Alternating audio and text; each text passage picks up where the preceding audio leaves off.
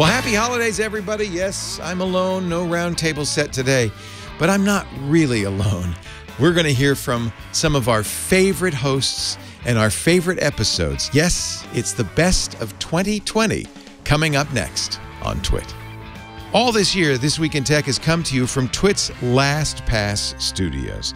Now, you're focused on security, but are your employees? LastPass can ensure they are by making access and authentication seamless, whether employees are working in the office or remotely. Visit lastpass.com/twit to learn more. Podcasts you love. From people you trust. This is TWiT.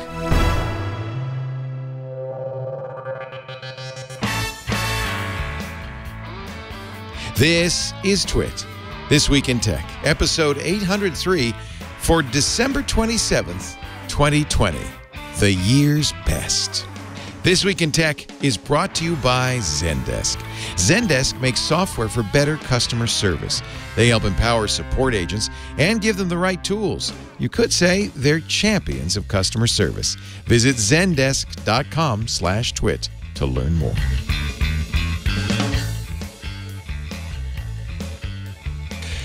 What a year it's been. Hello, everybody. I'm Leo Laporte. We decided to give all of our hosts the week off for the holidays by making our editors and producers and staff work twice as hard to put together this best of episode. I'm sorry, guys. Thank you to Karsten Bondi and Jason Howell. Thanks to our editors, John and Kevin and Victor. Thanks to our executive producer, my own dear wife, Lisa. And, of course, Jerry Wagley, our supervising producer, and Anthony Nielsen, who is a hard-working guy in charge of all of our productions. He is a great creative. They've all worked very hard, including the back office staff, Debbie and Sarah and Ashley, and our accounting staff, Penny and Robin. Have I left people out? Oh, yeah, I left the most important people out. Our studio team. The great John Slanina, Jammer B, and Burke McQuinn. Thank you, John and Burke, for keeping the tape rolling. And, of course, Russell Tammany, our IT guy. He's not an employee. He's a contractor, works for a lot of other companies. But, boy, Russell's love for TWiT and the streaming that we do has helped us stay on the air. I hope I haven't left anybody out, but every one of you is a crucial part of what happens, of what goes on TWiT. I left out Masako in our marketing department. I'm going down. I haven't seen you all in so long. 2020 has been a very strange year. Everybody's been working from home. I'm the only guy coming into the studio. All of our other hosts, Micah Sargent, Jason Howell, Anthony Pruitt, they're all staying home to stay safe, as I hope you are as well. But we've managed to still put together, I think, a pretty good run of shows for 2020. And our big show, This Week in Tech, is no exception. Let's start at the very beginning of the year, before we even knew what was coming in 2020, a wrap-up from what may well be the last tech convention ever, CES 2020. CES was all last week. None of us are sick. This is an unheard-of proposition. Hey, this is 3 years in a row. The incubation period, we're still within it. Oh, we're still with still happen. Still technically could be carriers. That's fair. I haven't been in 8 years. And one of the reasons I didn't go for so long, partly is it's just a nightmare. In fact, a lot of, last week I asked my panel, how many of you are going to CES? And none of them are going because they're all senior enough in tech journalists, they don't have to go. Right. Nobody imposes on themselves like we did, Ant. Right. That's nuts. Or like you guys do. Right. All of you could have recused yourselves. There's something fun about it, though. I liken it to a football game. If you go to an NFL game, you go for the atmosphere, for the fun, not to see the game. You could see it much better at home on your TV than you can, and even if you have good seats, because it's distant and it's people running around, and CES is like that. You can only get, it's like the elephant and the blind men. You can only get, it's 4,500 booths. That means, more than 12,000 products. You only have so much time. It's impossible in 4 days to even scratch the surface. Right. So you'd be better off if you care about CES to let everybody else go and read all the coverage. But if you want to get so once in a while, I think it's fun to go get the atmosphere. All of you go all the time, right? I go for the swag. Yeah. He's just you brought some swag. I'm pretty good at getting swag. You know, when I first started going, I could remember prior to actually being able to go, hearing folks like yourself and other senior. Say, oh, I could never go. Like, no, I don't want to go back. I hate this. it. And I was like, really? But after going two times or so, I could see why you would feel that way, because it is a grind. I mean, it's hard. You are running around. It's hard you better to get have around. the right shoes on. And if you're covering it, it's easier if you're not working it. Right. I've done it where I'm just hanging out, and that's actually fun. Right. But if you're working, you feel an onus to see as much as possible. Right. I think I went to North, Central, and South Halls. I went to the Sands Expo Center. I went to the Venetian. I mean, and I still didn't get to Mandalay Bay, and I still missed thousands of products I wanted to see. Right. Jason, how do you do it? Well, we have 90 people. That helps. So the way that we do it is we cut it up into little chunks, and we try to get down every aisle of every every exhibit. Do you hall. do it by beat? Do you say, okay, Lexi, you're going to cover health tech and stuff like that? Yeah. Yeah. We do. It's by and large, but then we still even have to slice and dice it, right? Because there's some that have overlapping beats. There's some things there that is in nobody's beat. And so we have to really be strategic about the way we approach it. Who'd you put in charge of the sex toys? That's health tech. Health tech. We have a culture team. So it's actually true. It's culture. We have a culture team, and then we also have a team that's focused on health and wellness. This was a big story, partly because it has the word SEX in it.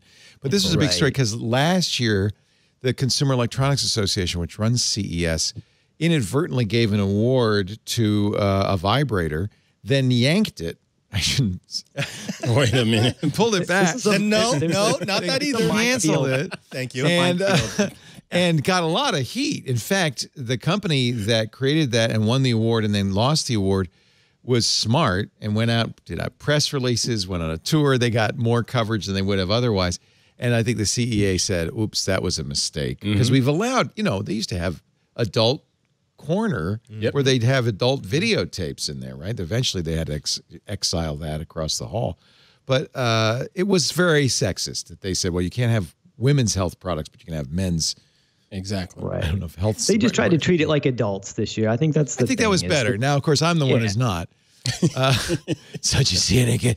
So there were 10 booths. I have to say there were a lot of them, and I avoided it. I didn't want to cover it. I didn't want to I didn't even know how. I personally didn't have any interest in it, but that's just me. I went to a suite that had a bunch of products, and I came away. Did you wear your collar? I was wearing my collar. Oh God, that's so good. And I came away with a gift bag, and I didn't open it up till I got back to my house, and there were 2 of them in there. I'm like, oh. Right. How am I going to explain that when I get back to the Vatican? It's kind of embarrassing, and I don't want to be sexist about it. It is ridiculous that women's health and women's pleasure was somehow second class to men's pleasure. Right. So I'm glad that they did the right thing, but at the same time, do you have any computers? Are there is there anything else I can look at? I'll only say 2 things. One, a well-designed product actually is amazing because it's not just a product. You have to design it for comfort. You have to design it with proper materials.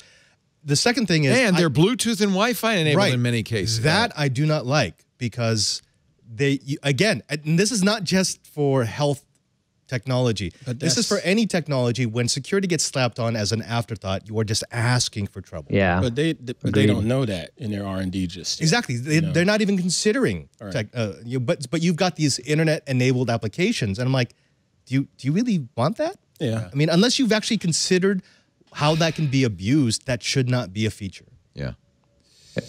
Well said. Anyway. So good. So if you want coverage, don't come to TWiT for that. You can go to CNET. They had a whole section. Apple's new privacy features have further rattled the location-based ad market.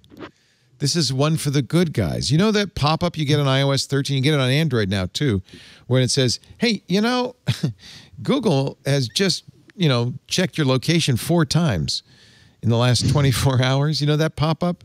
And it says, do you want to allow that? Or maybe only when the app's open or maybe not at all? So that's been going on since iOS 13 was released in September. Ad tech sources are saying it has been a big hit to the amount of data they can gather. Digiday quotes Benoit Grouchko, who has a great name, by the way. Benoit Grouchko, he runs the ad tech business Timo. They do software for apps to collect that location data. He says 3 years ago, opt-in rates, almost 100%. Almost everybody left location on. Ever since iOS 13, the opt-in rate now is often below 50%. People, when they're given the choice, say, you know what, no. 7 in 10 iOS 13 location signals analyzed by Location Sciences in the 6 weeks after iOS 13 came out, 80% of those users stopped all background tracking across their devices. So if you're in the business of selling based on location, publicity agency Starcom said this impacts the ability to tie users that research online and purchase in store, driving and measure footfall for clients. This is something Google offers, by the way. Google monitors credit card purchases and then says to an advertiser, hey, this guy saw your ad on Tuesday and went to the store and bought your product on Wednesday. Your ad's working. Not as easy. Not as easy. Time to celebrate, Georgia? You're an iPhone user. I am. I love it. I love it. And what do you do when you see that pop up? I'll always opt out. I'm actually shocked that there's 50% of people that say that they will still allow it. What are you doing? Stop it. It's creepy. Would you want someone walking around tracking you? If you could see them, snooping into your bathroom, looking at what you're doing, what you're surfing around, you'd say stop doing that. You'd close your blinds. There's a few of us maybe that'd be like, yay, into that. Most people would say no. Stop following me around everywhere I go. Actually, you know what? I'm weird, Georgia. Are you? I always say always allow. In fact, why? It pisses me off because Apple doesn't usually give always allow as an option. There's really, most of the time, I see two options. Allow when app is in use, don't allow. You have to go into the settings to turn on always allow. And I do. Because I want them to know. What do you want them to know? Everything. Everything. I like it. Patrick knows. I feel like they care. Do you think that you get better targeted ads? Yes. Why? What's wrong with that? I think I get better ads. I walk by the Levi's store and it says, hey, here's a coupon. You can go in. My Google Maps, I love that feature where I can look at my timeline and see all the places I've been. Why wouldn't I want that? You think they're following me around? Is it like somebody in It is like following you around. No, it's Again, not. It's virtual The best part of this conversation is like 2 minutes ago, it was like, I don't want law enforcement to be able to track us everywhere. Right. And the reality is through third-party marketing tools, if they can identify your phone, which is not that hard to do, the level of mapping and tracking they can do now without using any official tools is kind of terrifying. So you're saying, I don't worry about Google. You're saying, but you should realize that Google might be giving that information to the cops. Or it's actually turned out a lot of apps sell the tracking information to third-party services, which are then, people can walk up with a credit card number and get information that you would freak out if it was made available directly from Google or from Apple. Or for example, the amount of information the cars track is utterly terrifying at this point. Like, I may never buy a new car again based on the amount of information that's being pulled out of the Oh man, I drove a Tesla. I would call Tesla and say, in fact, this happened. I had it in forward and your car went backward. And they say, well, no, wait a minute. What time did that happen? Well, this afternoon. And look, no, you were going, you had it in forward. I could see the log. No, the sensor registered it as forward, not. That's what I should have said. It's your sensor's fault. Yeah. Patrick, would it depend on the amount of torque, though? Well, if it accidentally goes into reverse and you bump into it, with your, I'm going to pick on Prius because it's here. No, well, actually, I don't mind if Elon knows, and I don't mind if Google knows. Google's not handing my information over to law enforcement in unprecedented geofence searches. But it's all those other apps. They're not. What? I've got Android 10 on my Pixel 3 now. And they added the same thing in there so that now in all the apps you can go in and set your location preferences by app, to always allow, allow when in use or never allow. And I was shocked, after upgrading to 10, some of these apps that were coming up and asking, for location permission that they had, games and stuff that had no business knowing where I was. I don't mind, Google Maps, having my location. That's well, why you have to. That's Maps won't work. Things like Lyft or Uber. Clearly, they need to know where I am when I'm using them. But there is no reason for a ride-hailing app to know where I am when I'm not using the app. Anytime that I'm not using the app, it's off. Okay. And I think the only app I have set to always allow is Google Maps because, like you, Leo, I do like the timeline. I find it useful. Plus, I want to help law enforcement when there's a robbery and they want to know everybody who was in 500 feet of the robbery. But it's a gold jacket and a gold hard hat was at this location. Look at your cameras. You can't miss me. I think it's about transparency, though. It's that you don't really know what they're going to be doing with it and who they're going to be selling it to and what they're going to be using it for. There are no regulations to make sure that they're really being honest and it's legible. No one reads the privacy. I have every once in a while. It's terrifying. And then I always don't, if I really want the app, I won't read it because then I will say no. But no one reads it. It's illegible. So it's a big problem. Actually, I'll be honest. I almost always select only when using app because that seems reasonable to me. And if it's an app that shouldn't have location information, if it's Fortnite or something, then I say no. Remember the flashlight app that some nefarious company bought, and then it went from being like, you can turn on the light for your camera when you're not actually using your camera, and then they did an update, and it was looking for information. It was basically accessing all possible information on your phone, your photos, your contact information, everything. It was kind of fascinating to watch because the millions of downloads for this. This was before they integrated this stuff into the operating system. People kept downloading it, installing it, and presumably saying, "Okay." That's how badly they wanted a flashlight app. But there's an article the New York Times did back in the middle of December, 12 million phones, one data set, zero privacy, where somebody turned over a data set which was 50 billion pings, quote, 50 billion pings from the phones of more than 12 million Americans as they moved through several major cities, including Washington, New York, San Francisco, and Los Angeles. Wow. Basically because apps that would track you and then report the information, it also meant that these unregulated, third-party app data collection centers could allow anybody with that information to, track the location of, people who probably shouldn't be tracked or don't want to be tracked. Whether they are celebrities or, exes or, abused. It's just, it's kind of amazing how much information is out there and just it's, the William Gibson line, it's my favorite. The street finds its own uses for things. The street's going to find its own use for this information and it might be creepy as hell. That's actually a really important point. Is that you can invent a technology and have an idea about how it's going to be used. Law enforcement can have an idea, but with key escrow, we'll only use the ring of power if for good, not evil. But the street finds its own uses is a really good thing to keep in mind. I like that, Patrick. Yeah. Thank William Gibson. Yeah.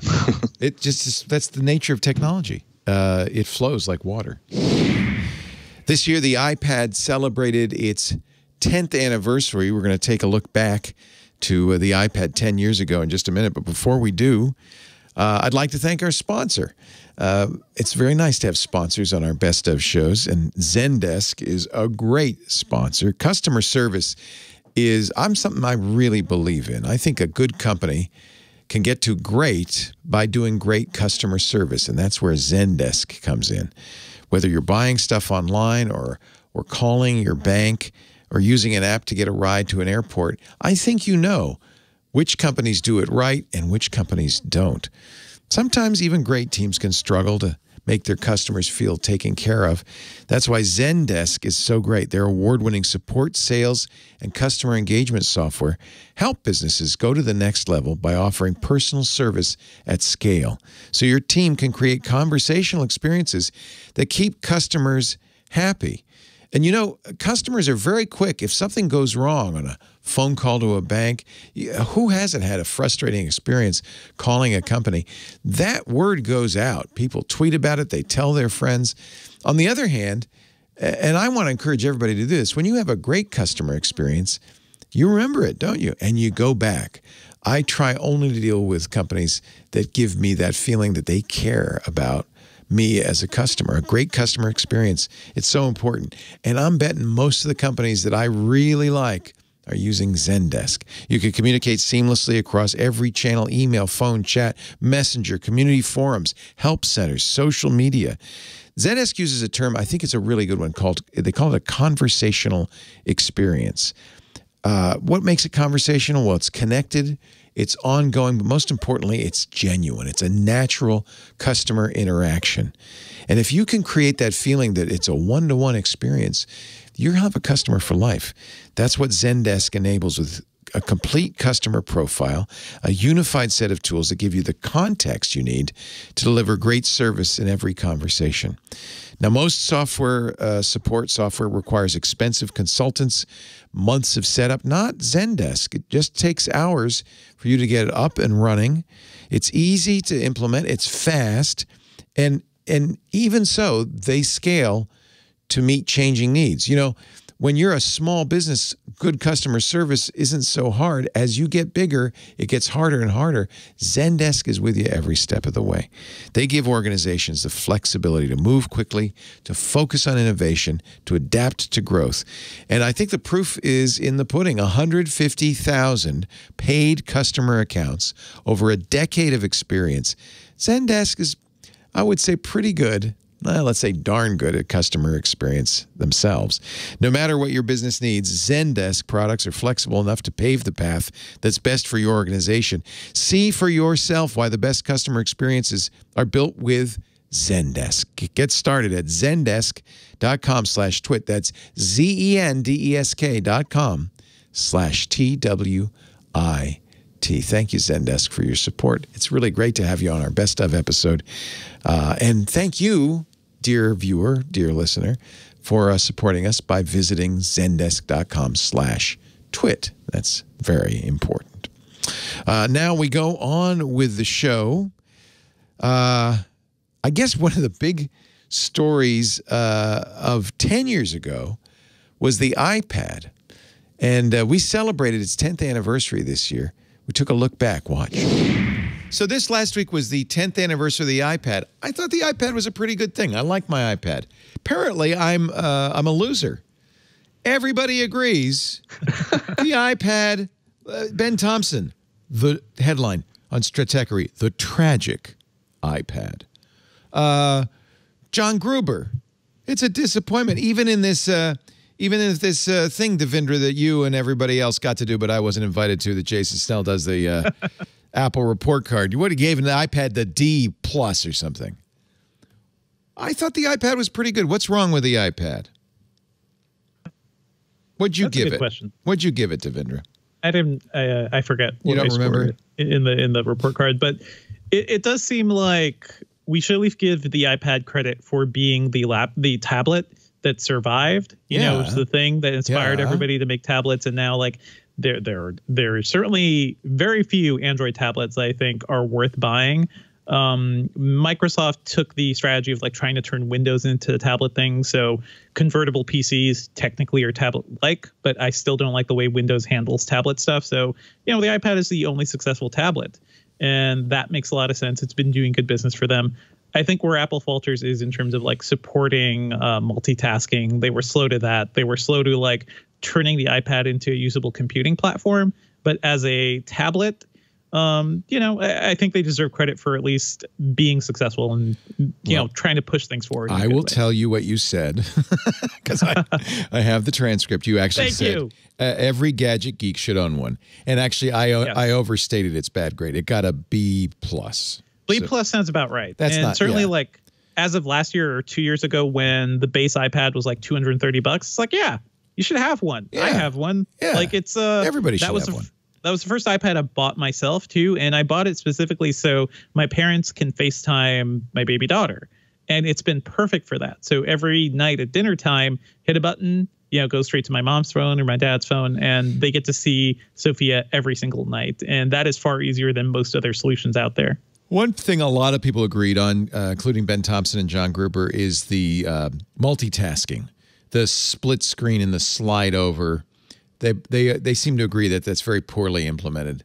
I think everybody on MacBreak Weekly said, yeah, they should just dump the multitasking because it doesn't work very well. And they blame this not on Steve Jobs, whose original conception they think was right on. I would agree, but on subsequent software developers over the years.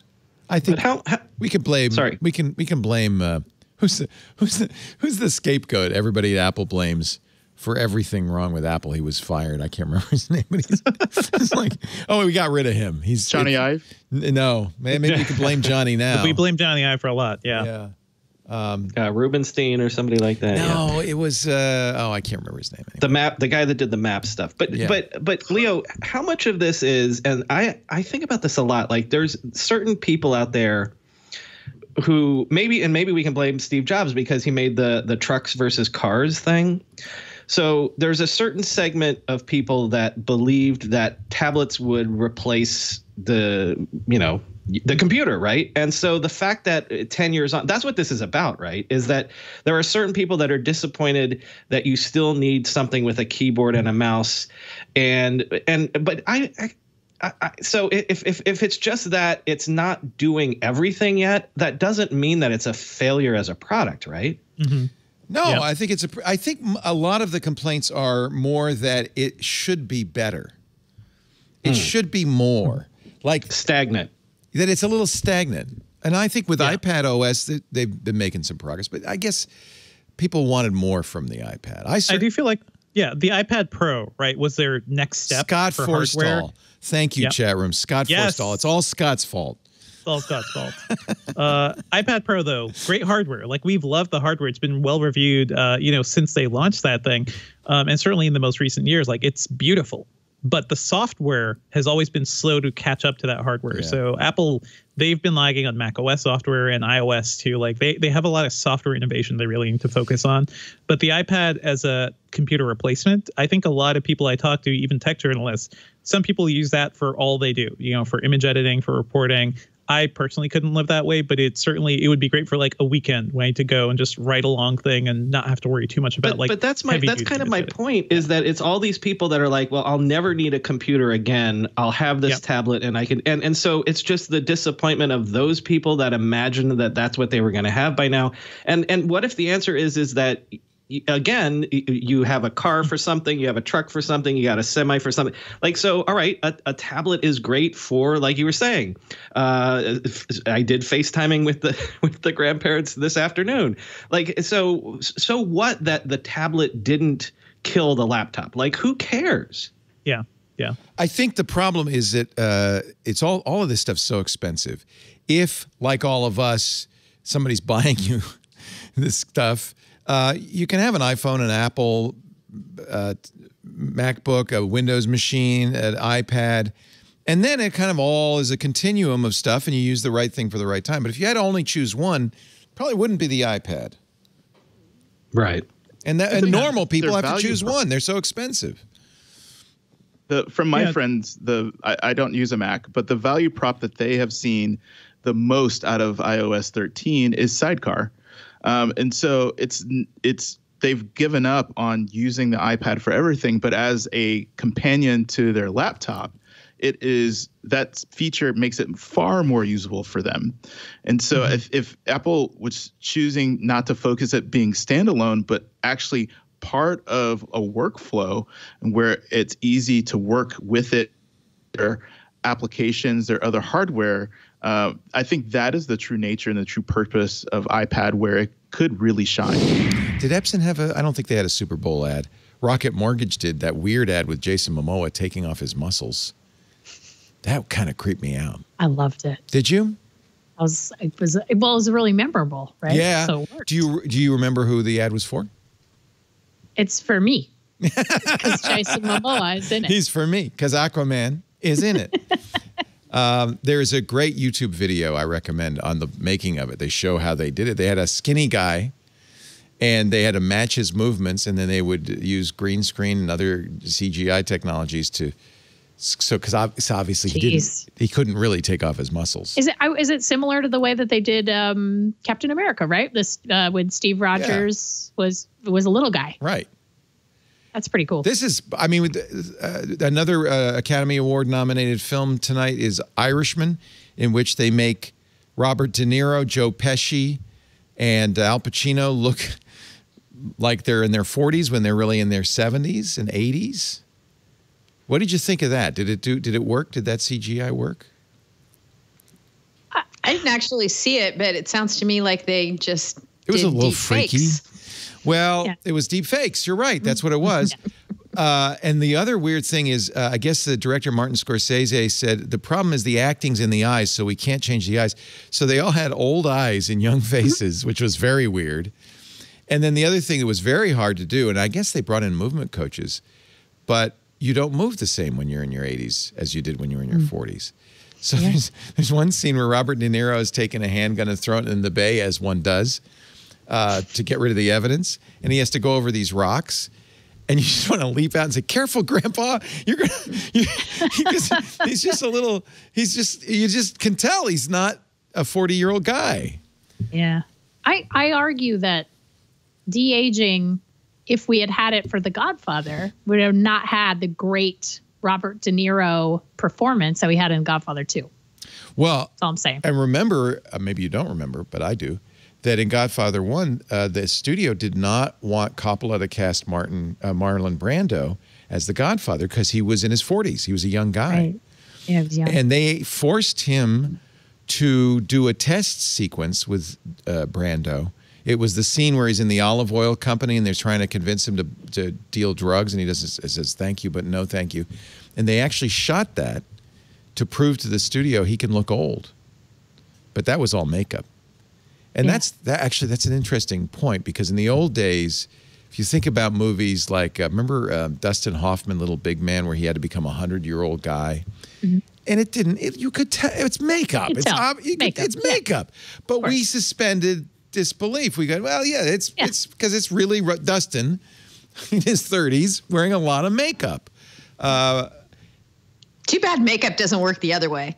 Yeah, you can't de-age people. What can you? Maybe you can. I think you could probably do, which is like you age yourself up just a little bit with makeup, so that when you do a really good makeup and good lighting, right, like more fill lighting and stuff, it would look like a bigger swing than it actually was. I like, De Niro had such a great performance in Godfather 2 as a young Marlon Brando. Right. So it's like that to me is like I point to that every time. People go, "Wow, de-aging," and I'm like, but what about in Star Wars? Do you think that I don't know how they got Princess Leia in the latest Star Wars. Well, wasn't it that most of those old clips? If you saw the movie, all of her lines were very generic, where it was like, I can't stand to lose you again.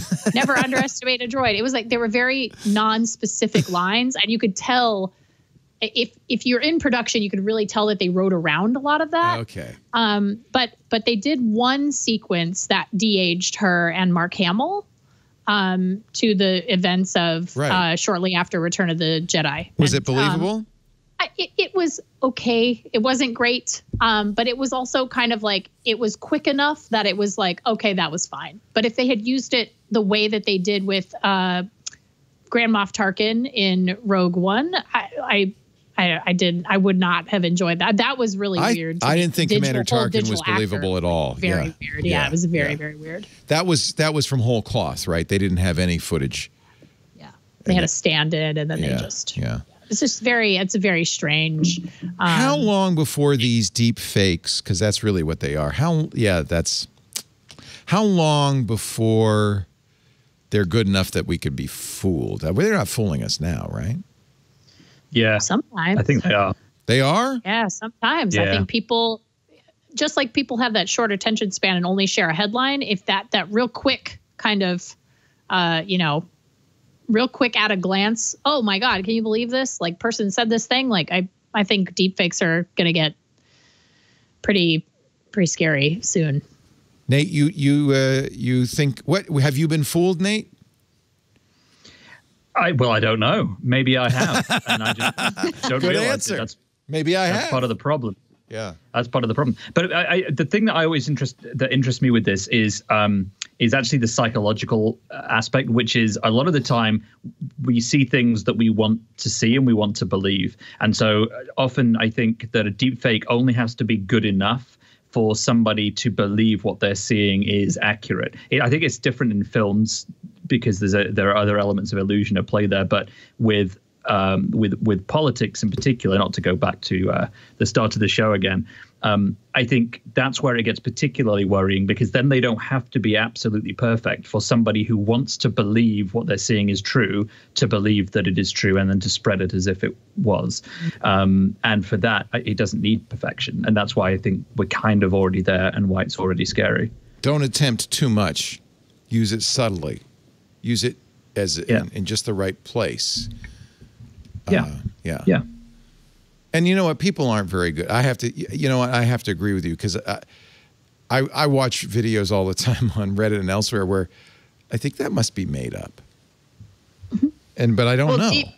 Deepfake detection is certainly a growth industry right now. Apparently, Google's what do they call it? Their political arm has come up with a thing called Assembler that can detect modified photos, but they're going to give it to journalists, but they're not going to give it to us.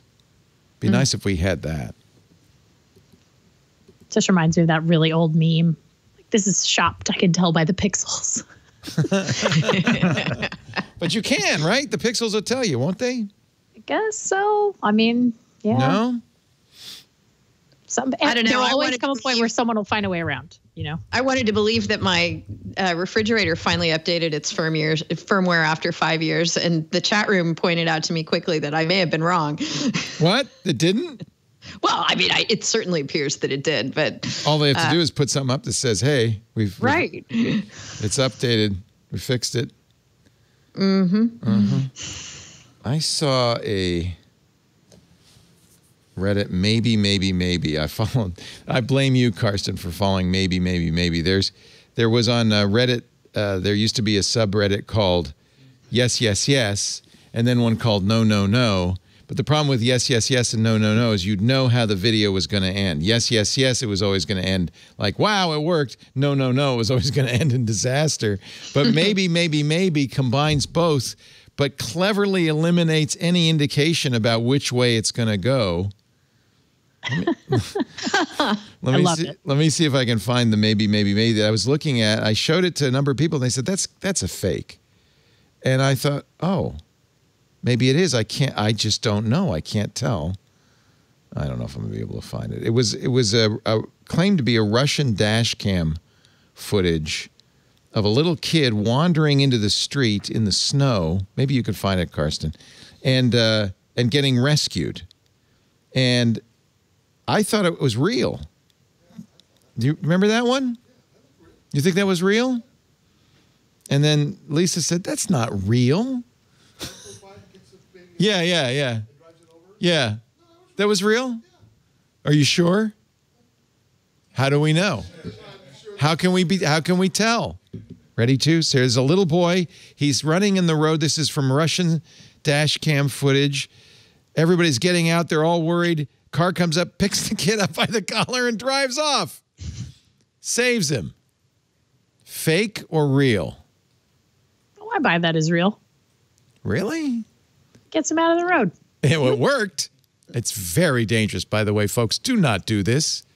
Do not do this. If you slipped and dropped the kid, you just run right over him.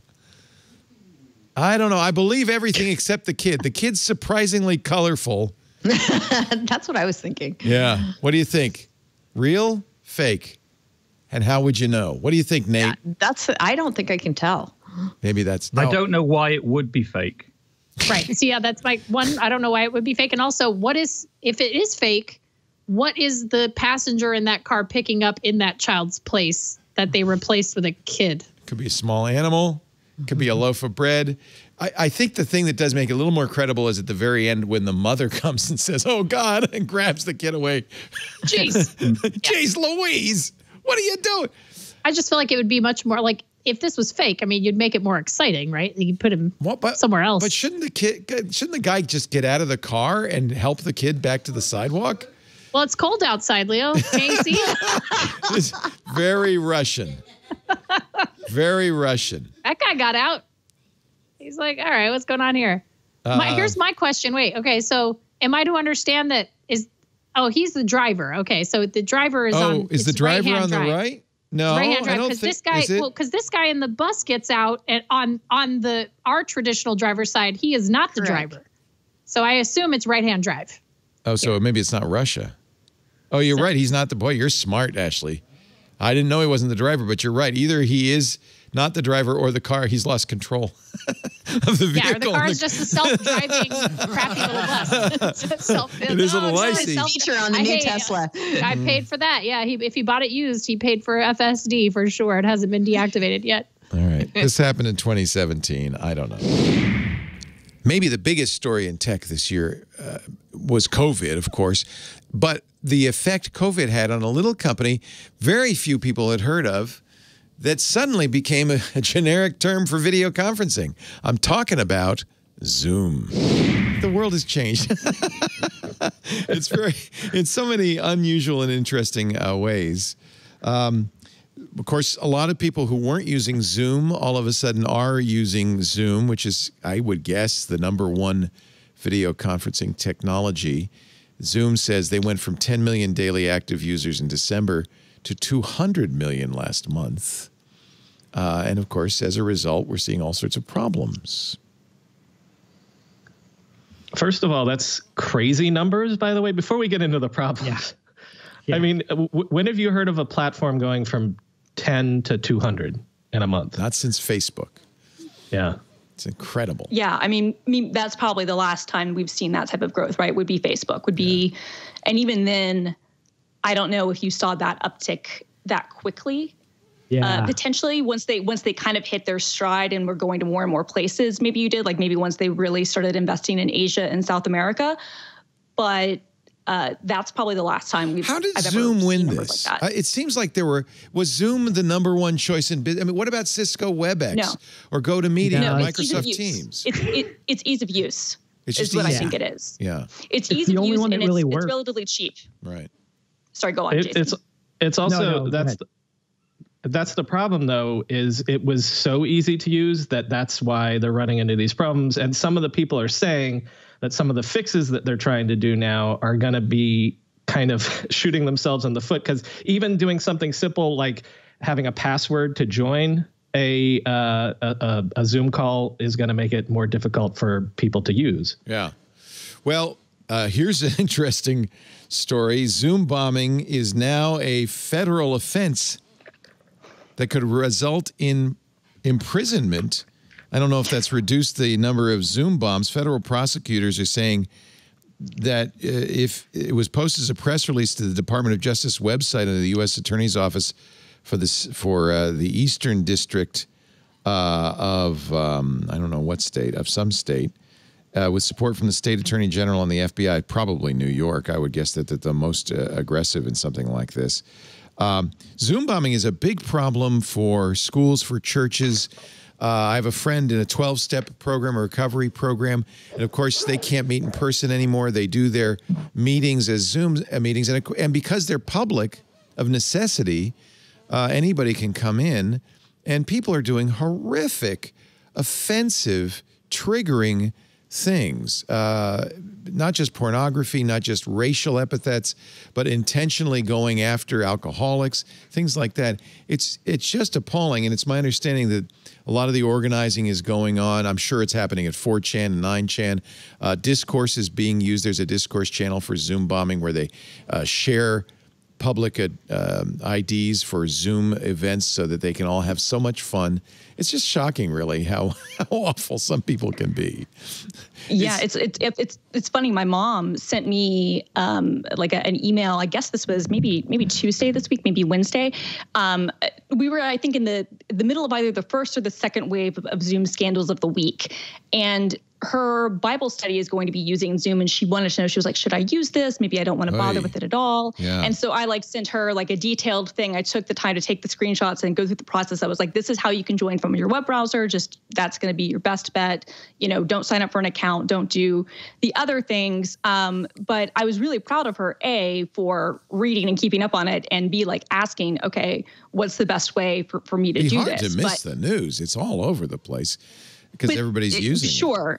Yeah, definitely. But still, I'm still proud of my mom for wanting to know how can I mitigate it? Even asking the question, should I be using this? And part of me wants to be like, no, don't use this at all. And then another part of me is like, yeah, but I don't want you to miss out on being able to connect with people. That's to me, I think the hard thing about having the advice to just be, don't use this product. If you're an enterprise or a school or something, I think that's one thing where maybe you should appeal to the higher authorities who make those decisions to say, have you actually vetted this?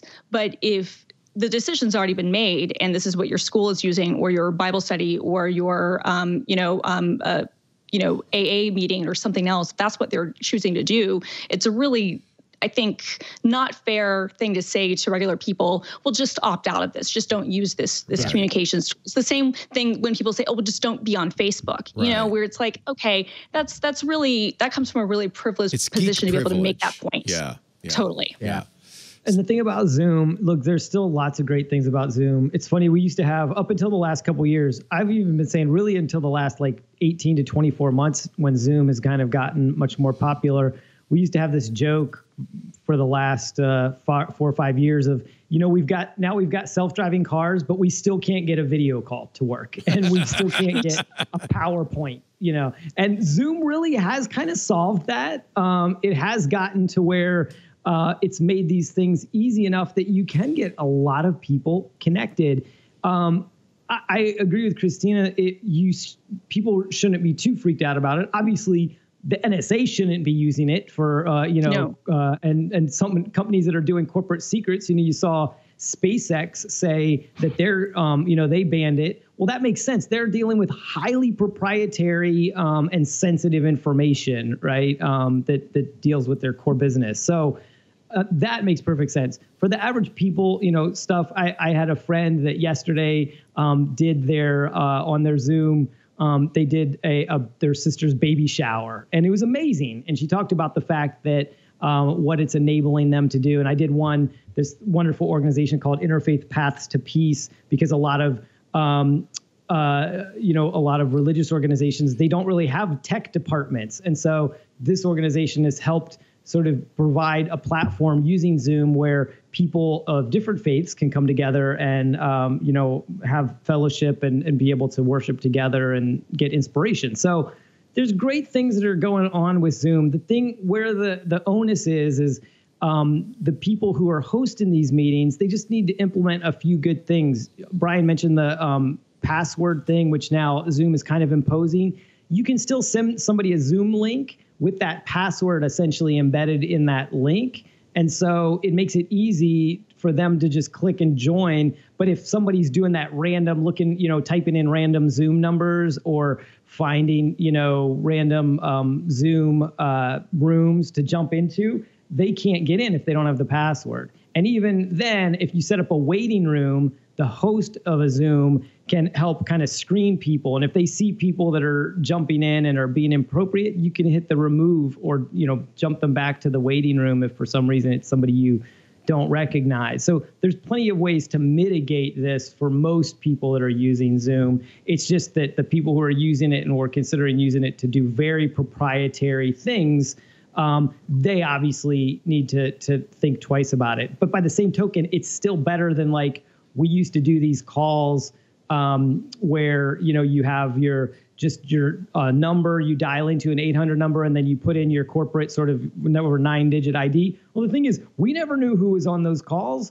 With Zoom, at least you can see who is on there. And so it is generally even more secure, even as insecure as it is right now, the problems it has with encryption and those kinds of things, it's still a step up from the average conference call. But my question is because, we've been talking about consumers using this, but the question that I have is, usually you see problems like this when you have a consumer product try to move into enterprise.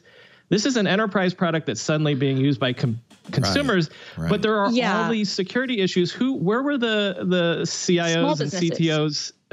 Where was everybody checking out all of the security problems that Zoom had before this? Yeah, I think that's a great question. And I actually disagree. I disagree with Zoom. Zoom says that they were an enterprise product that is now being used by consumers. I will say I think that's patently false, and I think they're being misleading when they say that. They may have had some specific enterprise, implementations, like apparently they have one for HIPAA, but the vast majority of the times that I was using Zoom was either for small teams things. I saw a lot of startups using it, individuals kind of wanting an easy way to set up conferencing systems, or hobbyists, So I think that really most of their users before this were small businesses, startups, maybe medium-sized business, places that don't have CIOs and CTOs that are going to be looking at businesses had WebEx. They would use the big Cisco conferencing systems, much more expensive, much more complicated, but better quality. So I don't think it was. Yeah, exactly. It's very much like Slack in that sense. And a lot of people use Slack and Zoom together. And so I actually reject their statement that it was enterprise because I don't think it was. If it was enterprise, to your point, Brian, we wouldn't have seen some of these things because that would have been a complete breaker. What I think has happened, though, is that as there were companies, even big companies that might not have had solutions that worked for this number of people, like one of the big, frankly, like the secret sauce of Zoom, not just its ease of use, but also its quality and its relative ease for having very large groups of video chat working together in a way that WebEx and some of the other solutions just can't do. And to my knowledge, they're still the only solution where you can see kind of everyone's video at once in that kind of style. And I know that some other products are working at bringing that type of feature up, but they're the only one who does it. There's a great open source solution that I use called Jitsi. Yeah. And I set up in about 10 minutes. I set up a Jitsi server at home that we use. But how many people can you do with that? How many people can you do with that? Because I've heard that it really caps out around 12 or 13. And so that would be my only remark, because I'm talking about people who might need 20 or more. It depends on bandwidth that you have available to it. It can do 100 people easily. In fact, I've seen bandwidth tests with Jitsi. It's very light on the CPU usage. It's really about bandwidth. The thing to remember with any service is for a video service to work, especially in the way you want, where you have the grid of people, you have to have it unencrypted at the server side. And so when Zoom says it's end-to-end encrypted, that's not in the same way we understand end-to-end, which means no one can see it except the participants. Zoom can see it. Jitsi's the same way. It's encrypted. But at some point, the server needs to coordinate, so it needs to be unencrypted. But the beauty is Jitsi is it's open source. You can run your own server, and then it is fully private. There's no one can see it. It has some of the same problems Zoom would have. You still have to set up a password if you want to protect it. And that's the big problem for churches, for schools, maybe not so much schools, but certainly for churches and recovery groups and groups that want to be public. You can set up a waiting room. You can do all sorts of things, but ultimately you can't lock it down because you want anybody who be able, who wants to come to the meeting, come to the meeting. And so that's the problem people are having. And that would be the same problem with, I think, any service. And I think what happened, though, I first hated Zoom months ago when they had that problem, and a security researcher warned them about this with malware. They installed on the Mac a web server, a hidden web server that would run all the time on your Mac. Their idea was, of course, that you should be able to just click a link and Zoom would launch. But this hidden web server did not go away when you uninstalled Zoom. It stayed there, again, so that even if you uninstalled Zoom, you click a link, Zoom behind the scenes does what it needs to do to get a thing going. And hackers discovered it and started using it to inject malware into Macintoshes. Zoom had been warned about this, dragged their feet fixing it. Apple finally had to push out a fix on their own. Apple actually had to push out a malware fix on Macintoshes because Zoom wouldn't fix it. Now, Zoom says in their credit, I guess, that they're going to stop. They said this week. They're going to stop working on new features. Everybody on the Zoom team is going to work on privacy and security features. So I guess the proof will be in the pudding. But I lost faith in Zoom when they claimed end-to-end encryption when that wasn't the case, and when they didn't fix this server problem. And of course, then there have been other reported issues. The iOS version sent data to Facebook because they used a Facebook SDK. Zoom stopped doing that, but they only seem to stop this stuff after they get caught. They were routing calls through a China call center. They said, oops, we did that because we were so loaded up. Oops, we won't do that anymore. I don't know. I'm not against Zoom. I've tried, by the way, we use it for all our sales calls. I've tried to get Lisa. I said, I have this great Jitsi server. You could use this. It even has our brand in the name because I set up a domain for it. Said, nah, Zoom. Everybody knows Zoom. Everybody knows Zoom. And it's hard to get people to use something else. So I'm hoping Zoom will step up. There's an opportunity here for them to step up. I'm hoping they are too, but I'm with you. Look, when the thing happened last summer with them installing the web server, and honestly, it was the response to that really bothered me more than it was even the act itself. That initially they barred the security researcher. They wouldn't communicate. They tried to kind of sweep it under the rug, say that it wasn't a big deal. And then once they were properly chastened, they had a belated apology. And the whole thing put a bad taste in my mouth. And it was very Facebooky. Very much so. And move fast, break things, apologize later, then keep doing it. And our team had been using Zoom, and after that, we were like, we're done. We're not using this anymore. And so I was done with it then. But if someone else wants to use it for something, I'm not going to be like zealous about like, oh, I refuse to use the system you want to do. What bothers me now, though, and this is the thing that bothers me from all the different issues they've had, is that I think that one of the reasons that we're seeing this is because they've gone from 10 million to 200 million users. Yeah. So they're getting an outsized, amount of attention. And I think if you put this attention on any sort of service, you would see, you would also be able to find flaws, right? But the thing that bothers me is that they have this amazing differentiator. In the IRC right now, we're kind of all talking about how the system hasn't changed in 22 years and they're all terrible. And that's basically true. Zoom has been the first thing that works really well. It's easy to set up. I think the reason you saw enterprises who maybe normally would have gone through a stronger vetting process, not go through that process, is they suddenly had to be remote for the first time and needed to support a large number of people and just started with it, right? So I think that's another reason why it's had so much adoption.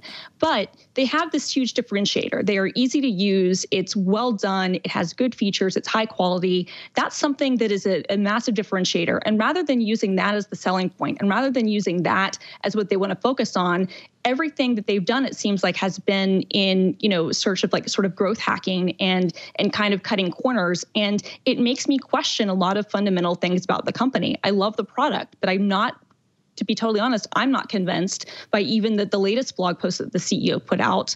I don't really feel like I believe anything. I don't feel like they have proven themselves to be trustworthy, which is so disappointing because this is genuinely a product that is head and shoulders ahead of the competition. And I feel like they're squandering a lot of this by going after ways to growth hack. A lot of the things that make Zoom good, Jitsi does. For instance, Jitsi uses a more modern protocol, WebRTC, which means you don't have to install any software. If you're using Chrome, it's just a link, and it does it in Chrome without any additional software. And that's really nice. That really is easy to use. And I look, in Jitsi, that's great. I think if we're being honest, the setup process of people getting started with Jitsi Meet, whether they use that service or set up their own instance. You don't have to set up anything. I could send you a link right now and you could use it in your browser. No setup. You're just in. That's pretty easy. Right, but I mean, like if you're a business and you want to set up your own instance, is what I meant. Like if you wanted to control. But you don't have to. They offer a free version. And honestly, if you've got Debian running or any Debian derivative running, it's a simple apt install Jitsi Meet. You're done. It does Let's Encrypt automatically. You're done. It was so easy for me to set up. It was trivial. I agree. Many businesses aren't going to want to do that, but you don't have to do that. I could set up. Watch. I'll send you a link right now. You can try it. Go to TWiT. I would be cautious about whether Jitsi could support 200 million daily active users. Should we see? Let's see. twit.team/twit. Let's just see. I'm going to set it up. Secure connection failed. Uh-oh. Maybe not. Never mind. We'll do this another time. I don't know what happened there. I think one of the things we have to also take into account, there's a lot of self-inflicted wounds on Zoom's part. To Christina's, but that's the question: is it accidental, or are these guys nefarious? As Bruce Schneier said in his post, the errors that Zoom has committed fall into three broad practices: bad privacy, bad security, bad user configurations. That doesn't sound like ineptitude. That's starting to sound a little bit like. And there's a fourth too, because they were sort of leaving doors open to do tracking and things like that. They were as well. Because they had a free tier and they wanted to monetize the free tier. Mm-hmm. I don't know. Go ahead, Jason. I think that the comparison to early Facebook is especially, I think, poignant because of it was very much like you say, move fast, break things, innovate, create a great product, and you apologize later when we make some mistakes. Not a great business model. I think Facebook is finally feeling the pain of that from a user standpoint, and it's likely to, although there has been some indication that some of the people who've left Facebook are going back during this time, but also people have a ton of time on their hands. So, I don't know if I'd take that as a long-term, move. For geeks. Go ahead. So this is for all of us a question, because this is not an unusual conundrum for geeks. We know better. We know that this isn't a good idea. We know what's wrong with it. We know in great detail what's wrong with it. And yet, we had a family meeting on Friday, and I tried to use my server, my Jitsi, and one member couldn't get it working, so we went back to Zoom. For geeks, it's easy to say, oh yeah, here's all the reasons. But as you said, Christina, it's hard, and Zoom just works. It's the other side of 5G's causing COVID. It's just don't even get me started. It's just more noise. Of all the crazy nonsense that I've heard, linking 5G to COVID is probably the strangest and the dumbest. I think what you have to do is you have to think, what is it? What is the psychological reason for that? And it's like Ned Ludd. It's, the modern times are causing the COVID. What's the most modern thing in my neighborhood? Oh, it's that 5G tower. Yeah, but people in the UK, we've had 20 5G towers burned down in the UK at the moment. It's just the rank. But there's a psychological thing. It's not, I don't feel like you think people are rational. People are not rational. They act emotionally and then use reason to justify the emotional thing that they chose. I fear your wiser head may be right on that one, but I got to say, when you've got a bunch of D-list celebrities going, 5G might be the cause. No, it bloody is. It's just like, it's like saying can openers are a cause of botulism. It's obviously nutty. I wonder even if the people who are destroying the towers feel the same way, but it's just so satisfying. We see, at first I thought it was like kids under lockdown, go out, do a bit of vandalism, make yourself feel better. Fair enough. It's a British tradition. But when you actually get... Because it's not happening in other countries as much, is it? I don't think we've had any 5G vandalism here. A few cases in Europe, but other than that, fine. But, if 5G really was the cause of this, you'd expect the highest outbreaks of coronavirus in 5G areas like Finland, where they've had one death. It's patent nonsense. It's obviously nonsense. No. So I always like to figure out why. So what was... Yeah. What is it that people are seeking in this? And I think it comes back to certainty. There's a problem with having too much data. Sometimes too much data is bad, and sometimes not enough data is bad. Too much information is sometimes bad. Not enough information is sometimes bad. That is the current situation that we are living in. And I think with 5G, which is kind of difficult to actually understand, I think the problem is you have some people with too much of the wrong information and then a whole bunch of people with no information. So there's no center ground where cooler heads prevail. Yeah. And also cooler heads don't make great headlines. It's shame. There's a British paper national paper called the Daily Express, which used to be a very good paper, but is now all about asteroids and, conspiracy theories and the rest of it. My gran used to read that, and took it as gospel.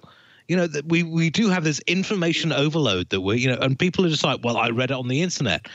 And we need to teach media savvy to people, just to, with anything that you read, who wrote it, why did they write it, and who paid for it to be written? Those are the 3 key questions you have to ask. All right, I want to make 2 columns. It's like tired and wired, but it's not. It's like pre-COVID, post-COVID, or no. So, for instance, malls. Pre-COVID, there were malls. Post-COVID, no malls. Amazon. Right? Yeah. Yeah, there's like 100 shopping malls that are due to close over the next month or so. The numbers are staggering. They're not coming back. No, permanently. No. Yeah. Sad to say, a lot of restaurants are gone, won't come back, right? Because they're out of business. Anything that was hanging by a fragile thread, that thread's being cut right now, right? And that's the stuff.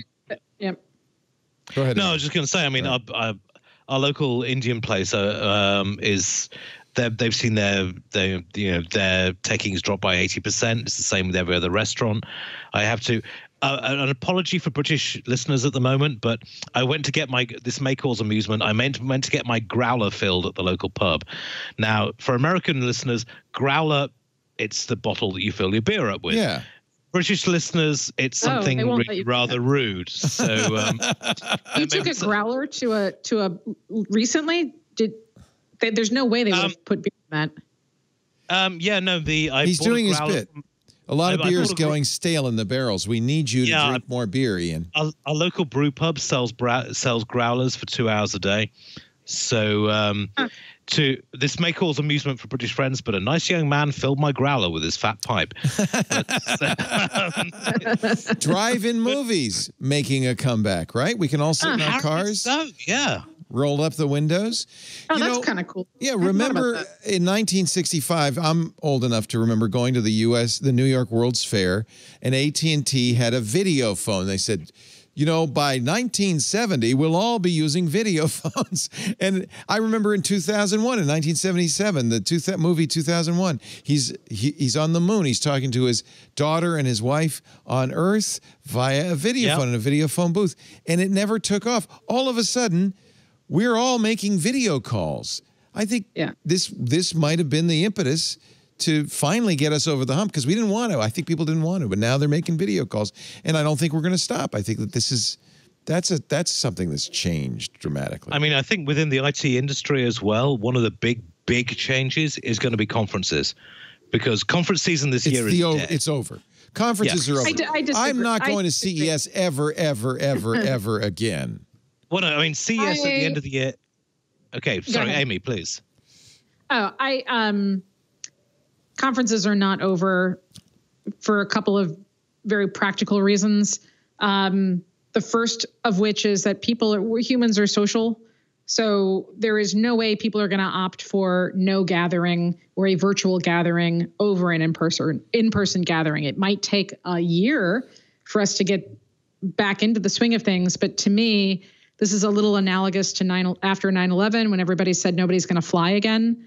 We have to sort of wait it out to have the new protocols and for people to feel confident. And then everybody's going to be back on planes. Is anybody going to go on a cruise ship ever again? Well, that's you. You're the one who cruises. Yeah. You tell us.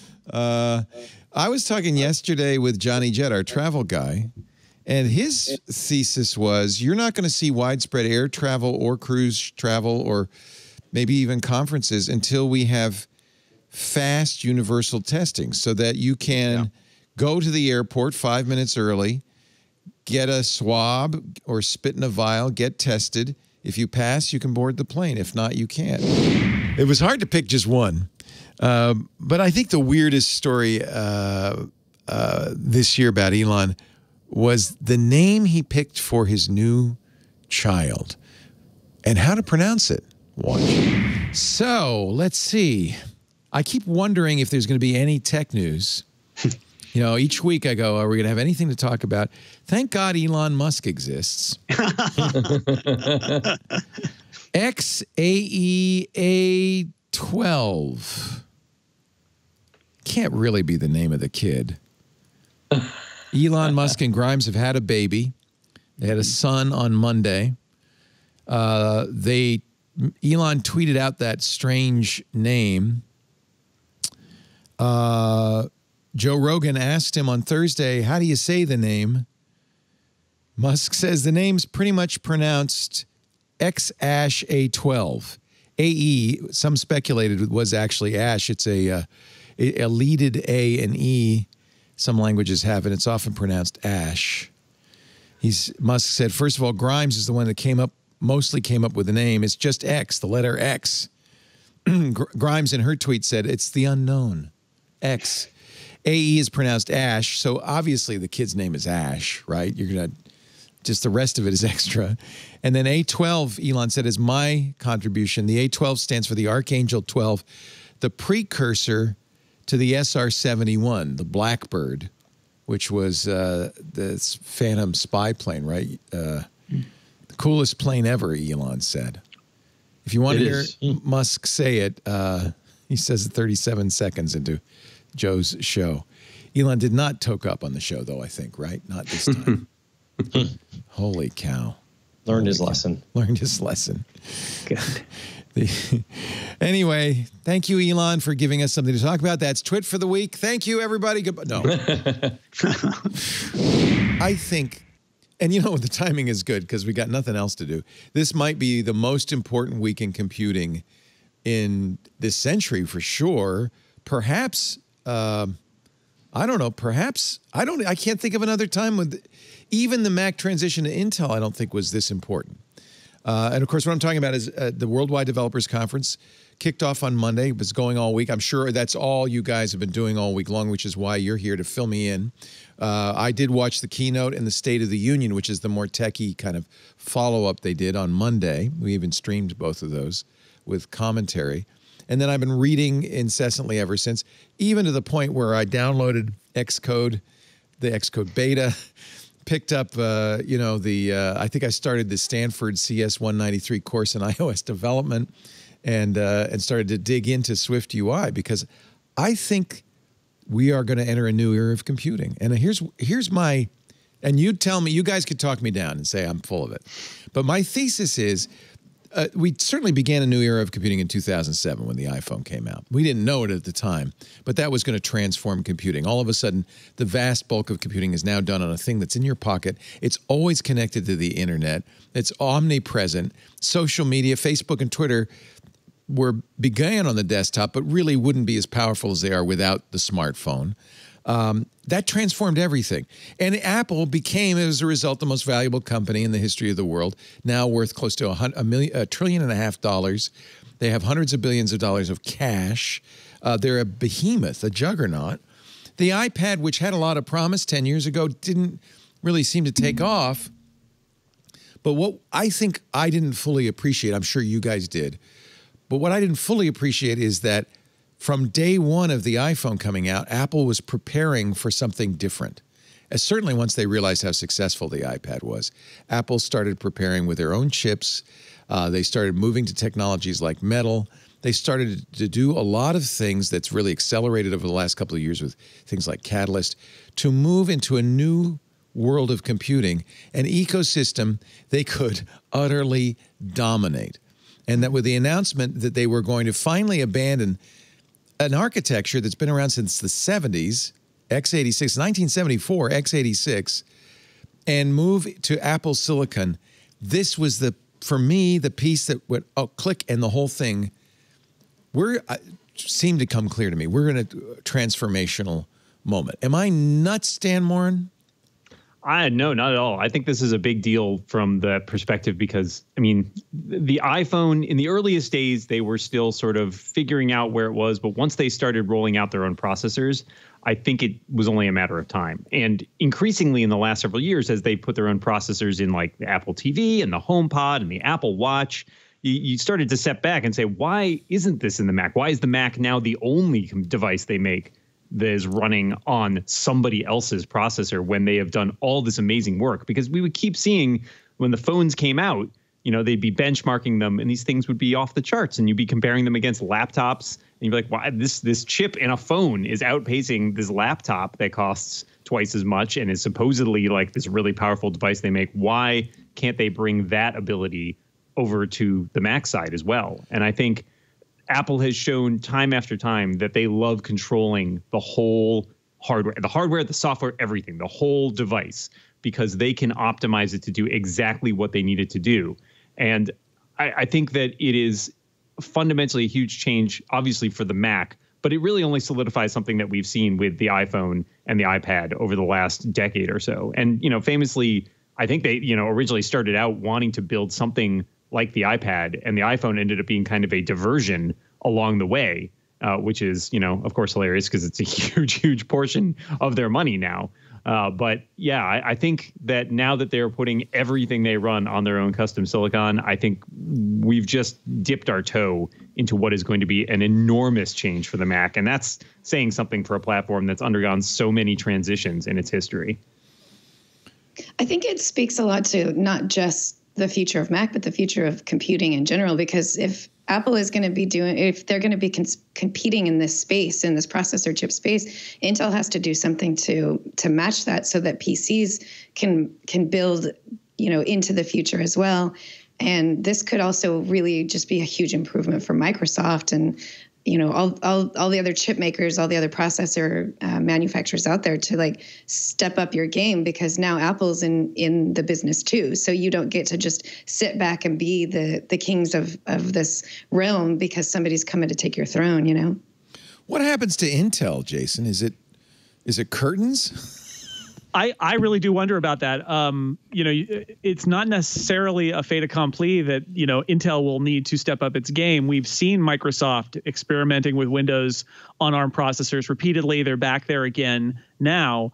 And, maybe it's definitely possible. If I was Microsoft, I'd be looking at this and thinking, I want to do what Apple did. Maybe not, with Qualcomm, let's say, or somebody like that.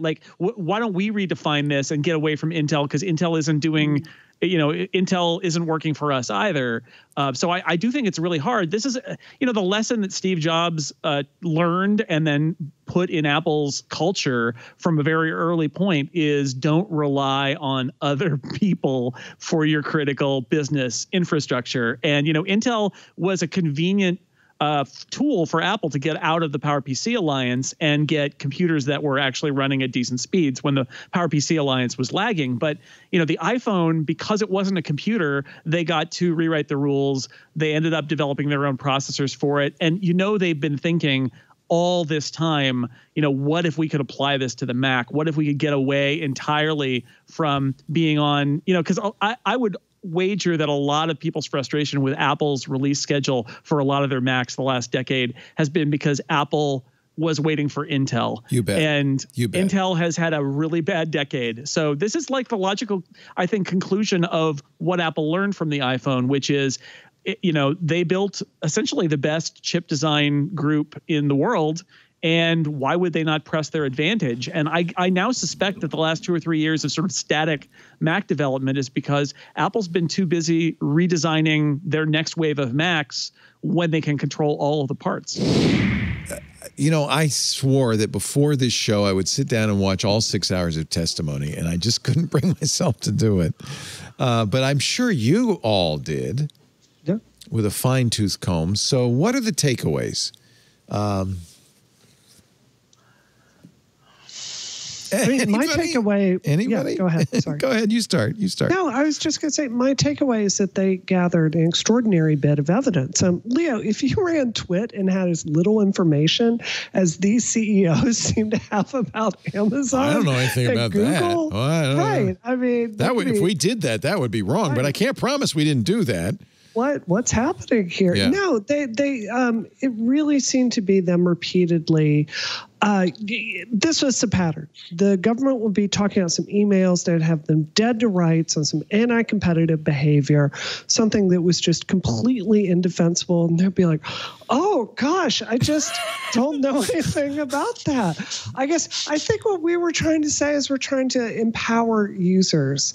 And they just kept trying to flip it around. The other part of it that was so stunning is all 4 of them really kept talking about their companies like they're these nimble, humble upstarts that just may have made a few mistakes. And it's like, y'all just beat the market repeatedly because you're all effectively monopolies or duopolies. Like, you're not this nimble, like, garage run company anymore. You're real entities. And I just, I really thought Congress did a pretty good job, all the grandstanding, put aside. And it's the staff as much as anything else. I mean, they clearly did a lot of document. Are they able to use the power of discovery? Can they subpoena documents? Is that because they got a lot of internal emails? They released a lot of documents at the beginning of the hearing so that they could discuss a lot of emails and other things that were, I don't know, totally new. For instance, emails that said that internal Facebook emails that said, "Oh, we're really worried about Instagram. It's a real threat," right before they bought it, confirming what everyone knows, which is that they bought it as a defensive action. Jamie Raskin got Bezos to admit Amazon are priced below market. Mm-hmm. I mean, I always assumed that Amazon probably figured we'll make it up in the transactions that'll go through us as a result. Same thing with the Fire tablets. But I guess it's the problem is from an antitrust point of view, how do you compete with something that's priced below the cost to make it? They also proved in the hearing that Amazon actually ranks its products up in Alexa above other products that are offered. Again, something everybody who's used it knew, but it's good to get confirmation it wasn't just your instinct. Right. They accused Amazon, actually this was the pop socket guy, and they brought this up, who accused Amazon of making duplicate products to his until he ponied up $2 million in ad buys. And then mysteriously, the Amazon version of the pop sockets disappeared. Jeff Bezos said, well, I don't know anything about that. If we did that, it was wrong. Whoops. Actually, I will say one thing that I found astounding, or very interesting about this hearing is that it showed, strangely, that Mark Zuckerberg has been through a lot of these. He understood kind of how to play it. Yeah. He understood how to phrase his answers and respond in situations where he wasn't quite sure versus, say, Bezos, who has never been in this position before, floundered a lot. Yeah. I also,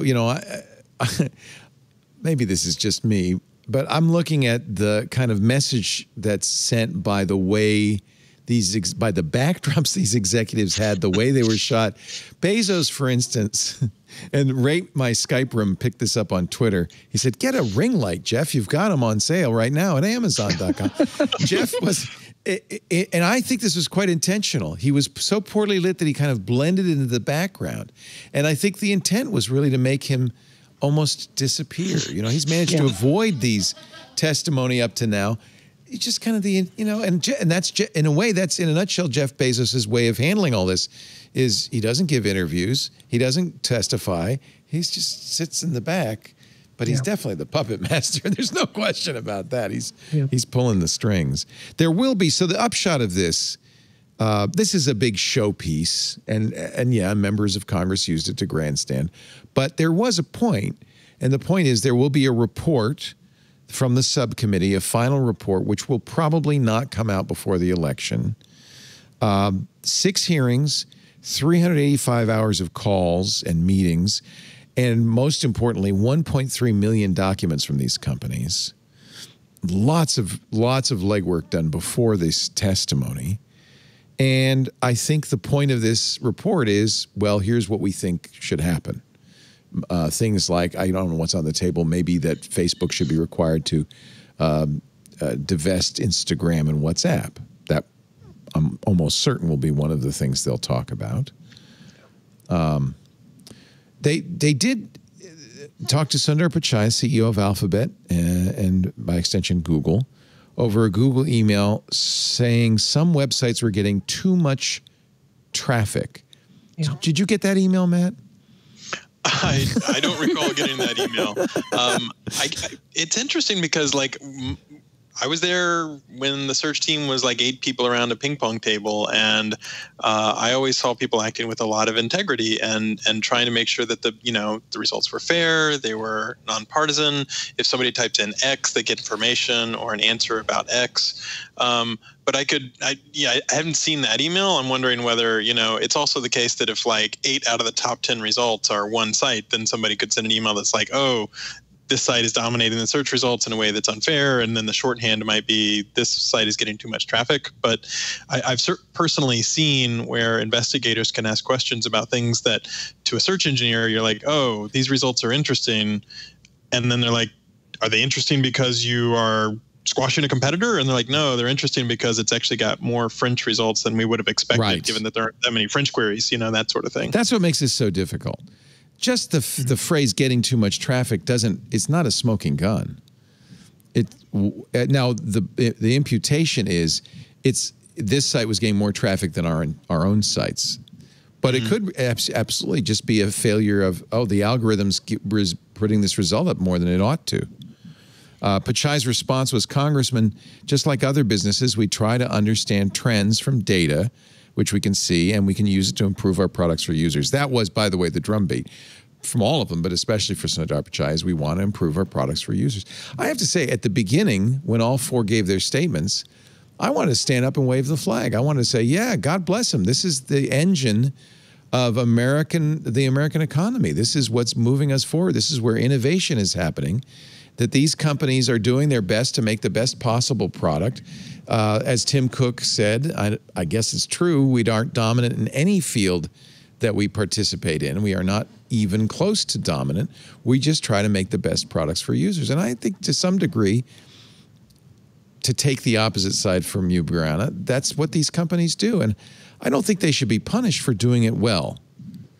Well, I would actually agree. I thought Tim Cook, I think if you wanted to rank who got master blasted in this hearing, I think Amazon would be number 1. Facebook would be number 2. I thought Google and Apple got off relatively unscathed. I hardly talked to Tim, actually. Yeah, I listened to most of the hearing while I was working. And, the biggest moment with Tim Cook was him being asked about cancel culture for some asinine reason. So I found Apple's answers generally compelling on this, as well as Google's. So I think I agree with you, Leo. There'd be a risk for Congress to be too aggressive in this because, especially now, during COVID, we are really reliant on technology companies. Yeah. Is it the case, do you think, maybe I'll ask Paris this, is it the case that these companies are so big that we don't see the innovative ferment we used to see? I heard one of my colleagues say in the early days, there'd be hundreds of different products from hundreds of different companies. There was nobody one huge dominant player. We had so much to cover. Now it's really, we cover Google, Amazon, Facebook, and Apple, Do you feel like that's true, Paris? Is that fair? I mean, I feel like from a coverage perspective, yes, just because it is. They're so dominant. There are so many. They're so large. Each of them are a world in and of themselves, essentially. And there is a lot to cover within each company, much less all of them combined. I mean, do I think that translates directly to whether or not these companies are monopolies? It's not my position to say, but I think it's interesting and perhaps not the right framework to apply here when you're thinking about like a coverage perspective. I think that a coverage perspective is always going to be focused on like the biggest players in the room, because there just isn't enough energy out there, much less funding in media or even just from users to have your eyes on everything. But I think that also when you have companies that do get so large and do affect so many people, that warrants criticism and warrants a careful eye. That's exactly what David Cicciolini, who's the chair, said. He said, because these companies are so central in our modern life, this was in his opening, their business practices and decisions have an outsized effect on our economy and democracy. Any single action by any one of these companies can affect hundreds of millions of us in profound and lasting ways. Absolutely. Nobody denies that. It's why we cover them. We cover because they change our lives. That's not inherently bad. Yeah. What do you think, Matt? I mean, you have the best perspective on Google, having worked there, and I would agree with you. Everybody I ever met from Google had, just like Tim Cook, had the interest in making the best product they could. Yeah, I think that's true. I also think way back, the first like FTC investigation, like 2011 or whatever, the thing that Google would say is, we understand that with size comes scrutiny. And I think given the size of all these companies, it is perfectly appropriate to scrutinize them. And at the same time, it was interesting to see how, if you think about like an earlier Zuckerberg hearing, the questions were not on point, as seen by Paris's hat, for example. and the questions, like, you could tell a bunch of research happened. And for me, one of the most interesting things is, how do you get like the idea of lawmakers passing laws to regulate technology when they might not perfectly understand some of the issues involved is a little bit scary. And so there's some interesting areas. There's this thing called Tech Congress, for example. They've got fellowship applications opening for the next 3 weeks. So they bring in technologists, computer scientists, engineers, and they sit in the offices of like important members of Congress to help make sure that people understand technology, and you can ask the right questions or you can get to the issues that matter. And I think getting more technologists talking to DC and vice versa is probably good for both worlds. Cicciolini was kind of a bulldog, and he bared down on this Google issue. And this is the one I really want to ask you about, Matt. The claim is that Google favors its own content over other sites' content.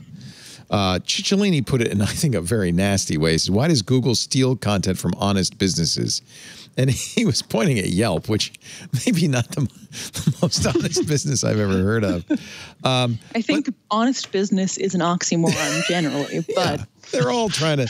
And Yelp, let's face it, a lot of this scrutiny comes from Google competitors who are unhappy with Google's success, and whether in the EU or here, and Yelp's a good example, go, hey, guys, you really ought to look into this. This is something terrible.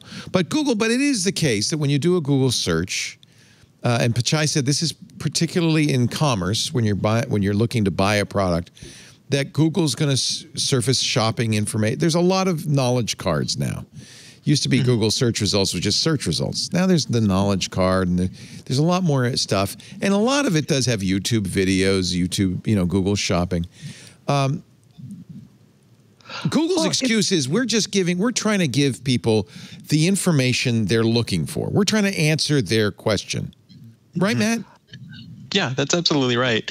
And I think the people in the search team still believe that. They've internalized that. And I also think there's tension, which is well-deserved, because as Google moves up the value chain of delivering better and better answers, there are some sites, from my old world with SEO hat on, where, people would feel like you're taking a snippet from my site, and that's the thing that people really want to know, like how high is this celebrity? So they never go to the site because they got the information. That's a legit complaint. It's a legit complaint, and it's a valid concern on both sides. Like, well, okay, if you really, all you needed to know was, how high Tom Cruise was, right? Then, maybe they're not going to stay on your site. Do you mean how high or how tall? How tall, sorry. He can be as high as he wants. He doesn't need to be tall. But then the flip side is, the other day I was invoking my Google device and I was like, tell me how to spell loquacious. And it just spells it right out. It doesn't point me to another website. But that's what you want as the user. Yeah. That's what you want. Yeah. So I do have to say, as someone that watched most of this hearing, we're not just talking about things that show up in Google site results. Like some of the most explosive moments we're talking about for Google's own lyrics that show up on Android. And they had one particular company that put that out there. They actually put fake records in their lyrics. And we Google was caught red. Yeah, exactly. Google was caught using that. So this isn't. Well, but Google. Okay, so this is more complicated because Google said, "Well, we didn't scrape it from Rap Genius. We hired a company that scraped it from Rap Genius. Yeah. Okay. So it's not our fault. It's that company's fault. And I think, at least in Google's defense, they stopped doing that. But they did get caught red-handed. Sure. Yeah. I'm just saying, I think it's a wider pattern of behavior that I think could be construed as anti-competitive. And in my opinion, if you're using a third-party person and they're doing something that blatant, I think your company should face sanctions in that case. So that's my opinion. The problem is it's just so hard to figure it out. I mean, I think it's a good defense. Well, we're just trying to give people the answer that they expect. Another thing that came up at the hearing, which is based on an article written by a couple of my colleagues, The Information, is kind of the accusations that Google has used its Android platform and the amount of information it can kind of collect on how users using Android use apps in order to do research for its own applications. I think the situation that that my colleagues discussed in their article was in preparation for launching Google's own possible TikTok competitor. They pulled data from Android about how people use TikTok on Android devices, which seems kind of like a conflict of interest there. It's a jerky move, if true. So, yeah, but and Amazon's accused of using retail data to figure out what products it should make. Mm-hmm. But I think every business in the world would does that, right? We're trying to figure. I guess Amazon has a unique access to data that it wouldn't normally have. Is that why it's wrong? I mean, part of the issue is that if you listen to the complaints of small first-party sellers or third-party sellers on Amazon, they say, "Oh, I have been making this unicorn-themed hairbrush for 10 years. Everybody loves my unicorn hairbrush. It's been doing so well." Then all of a sudden I see Amazon brand unicorn hairbrush appears top of the search results, is the Amazon choice, and nobody buys my unicorn hairbrush anymore. That's a good complaint. In situations like that, it seems, I don't know, to be a fairly concerning practice of true. This is the same problem I have with Google owning YouTube and Amazon selling stuff, is it mixes the two things together. If Google were just a search engine, it wouldn't be so much of a problem, except that it controls one of the number one deliverer of video content. So that kind of muddles the matter. Amazon, if it's going to do what it's due, shouldn't also be in the business of making these products because they have an unusual amount of information. I mean, face it, I bought this hygiene hand on Kickstarter, which shows that I'm an idiot because I paid too much for it. Oh, I've gotten so many Instagram ads for that thing. Same. But the point is, the minute that this went on Kickstarter, 800 Chinese companies made an exact clone of it and sold it for 1/10 the price. Yeah. So all my friends have cheap ones. I have the fancy one. It's just a piece of metal that you poke stuff with. It shouldn't be expensive. But the point is, they didn't need Amazon data to do that. That happens all the time. Yeah. I bought, don't judge me, but I bought LED light up eyelashes. Okay, please back up. What's the context for this purchase? Yeah. I don't know. And what was the URL for that? It was and Matt understands. It was called the F-Lash interactive LED eyelash. Do you have a video recording of you wearing them? Yeah, no. Well, I ordered them, and this was another Kickstarter. I have a problem with Kickstarter. As soon as it went on Kickstarter. This poor guy, Vietnamese guy, got undercut by 100 Chinese companies selling. I mean, they said, well, we can do that. There's nothing special about that. Oh, my God. And so as a result, I didn't get my F-lashes for months, but everybody else at the party had them. So I feel... Your lashes feel dark and unilluminated. Yeah. Wow. I didn't even wear them. I thought, screw this. It's not special anymore. I tell you, you got everything you need for your own TikTok channel. You are ready. You got the lashes. Yeah. You should be just posting content of you unboxing all of your crazy Kickstarter. Oh my God! things. 3 months after it's been on the market for half the price. In front of your Black Hawk helicopter. Yeah. Oh, man! If I bought that, I probably would be a TikTok star for a moment or two. That'd be good. Just do that quick. I get your point. I really do. It's complicated. It is complicated, and in this particular case, my husband does patent law, and I would, if someone were coming to me with this particular business plan, I would say, what you have in front of you is not novel in a way that it can be patented according to our laws, and you should understand that this is a business threat.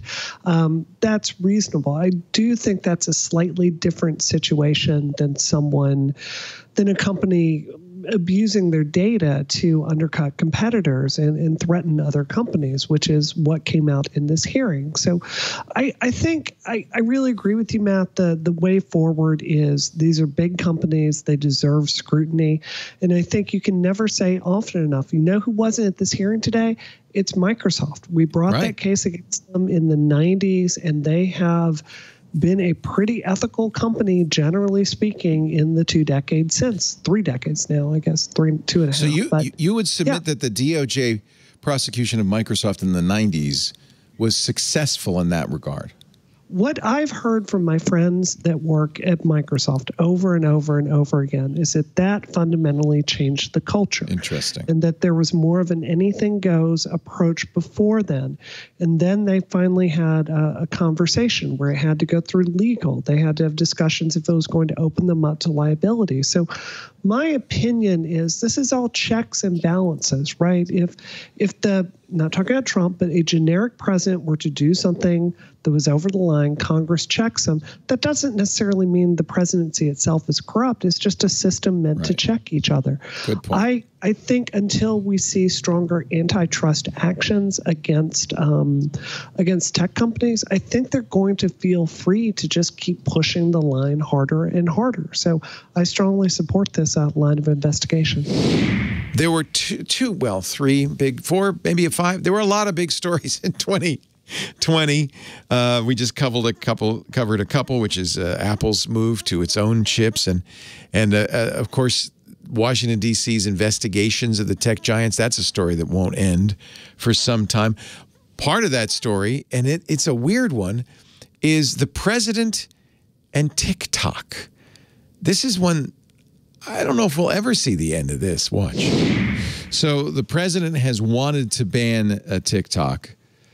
He couldn't figure out a way to do it, but I think might have found a way with executive order. He's going to prohibit Americans from having any transactions with the parent company Bytedance starting September 20th. That means TikTok can't pay influencers. Advertisers can't buy ads. TikTok's response to that is we will help influencers move to another platform. We will pay, it will make sure that everybody we owe money to gets paid before September 20th. The plan B, and it's very unclear because the president goes back and forth on this, is to have some American company acquire at least the American operations of TikTok. Microsoft's been negotiating to buy the Australian, American, Canadian, and I think UK rights to TikTok. They have until the 15th. They'd rewrite it in .NET, and that'd be effectively killing it. That's his fiendish, clever plan. Give it to Microsoft. Bill Gates has said it's a poison pill. He did say that. I saw that interview. Yeah. Really good interview with Bill Gates, by the way. Highly recommend that. Where was that? I just saw it. Read it this morning. It was with Stephen Levy. Was it in Wired? Yeah. You also have to remember that the way that the executive order was written, he knows you can't block it. And he doesn't even have the knowledge to understand how that would even be possible. So he's stopping financial transactions. The problem is the companies that he's trying to stop the financial transactions with own like 60% of the gaming landscape. Yeah. Or they have interest in 60% WeChat of the gaming and landscape. Tencent. And the other problem is he had to declare a national emergency. So apparently TikTok is now a national emergency. Oh, excellent. Not COVID-19, not Russian efforts to influence the election. Sometimes I feel like maybe I feel like there's a larger agenda from the White House. It has to do with the trade war. It has to do with pay no attention to Russia. No, I'm not celebrating the Chinese government. They're repressive. What they've done to the Uyghurs is shocking and disappointing and, horrible. And there was some evidence that maybe TikTok was doing something to keep black creators down or to keep overweight people, although I see plenty of overweight people on TikTok now. So they clearly fixed that algorithm. I just don't see TikTok as that big of a threat. And I'm a little disappointed for the creators who found this incredible medium to make something really amazing. And I often even feel like maybe the president doesn't like the fact that he's being made fun of on TikTok and that TikTokers registered for his Tulsa campaign rally and didn't show up. And it seems to be personal. He says, but it totally makes sense because, I mean, if you ban TikTok, those people will totally not go anywhere else. I mean, they'll just they'll stop. Remember with Vine, Twitter closed Vine, and that became a lot of the huge YouTubers now. Well, by the way, that's the other chilling story that Twitter is trying to get TikTok, which that's the best thing to do if you want to kill TikTok. Just give it to Twitter. I know. Yeah, good thing Twitter never had anything like TikTok. Ay. Actually, Twitter doesn't have nearly the money that it would take to buy TikTok. TikTok's going to be well over $30 billion if it is sold to Microsoft. And the whole thing is interesting. Like, you could ban TikTok the same way that the Great Firewall bans Twitter and Facebook, just by preventing the app from being downloaded and firewalling off the servers. But how do you separate it out so that I'm on Canadian and American TikTok, you're on UK TikTok? Can we not see each other anymore? Yeah. Can we? But the data is stored somewhere else. It's just unclear. There's just so many questions that people who don't have no idea how software and services work seem to want to manipulate. People have accused me of saying, "Oh, you're soft on China, you're giving it a pass," and apparently there were big fights in the White House over that as well. But I just don't see TikTok as a threat. There are some serious threats that are being completely ignored from Russia on Facebook and Twitter that are just being downplayed and ignored, while TikTok seems to be the poster child for problems. And incidentally, it won't stop with TikTok. This is really about Chinese products and Chinese apps. And that is really challenging.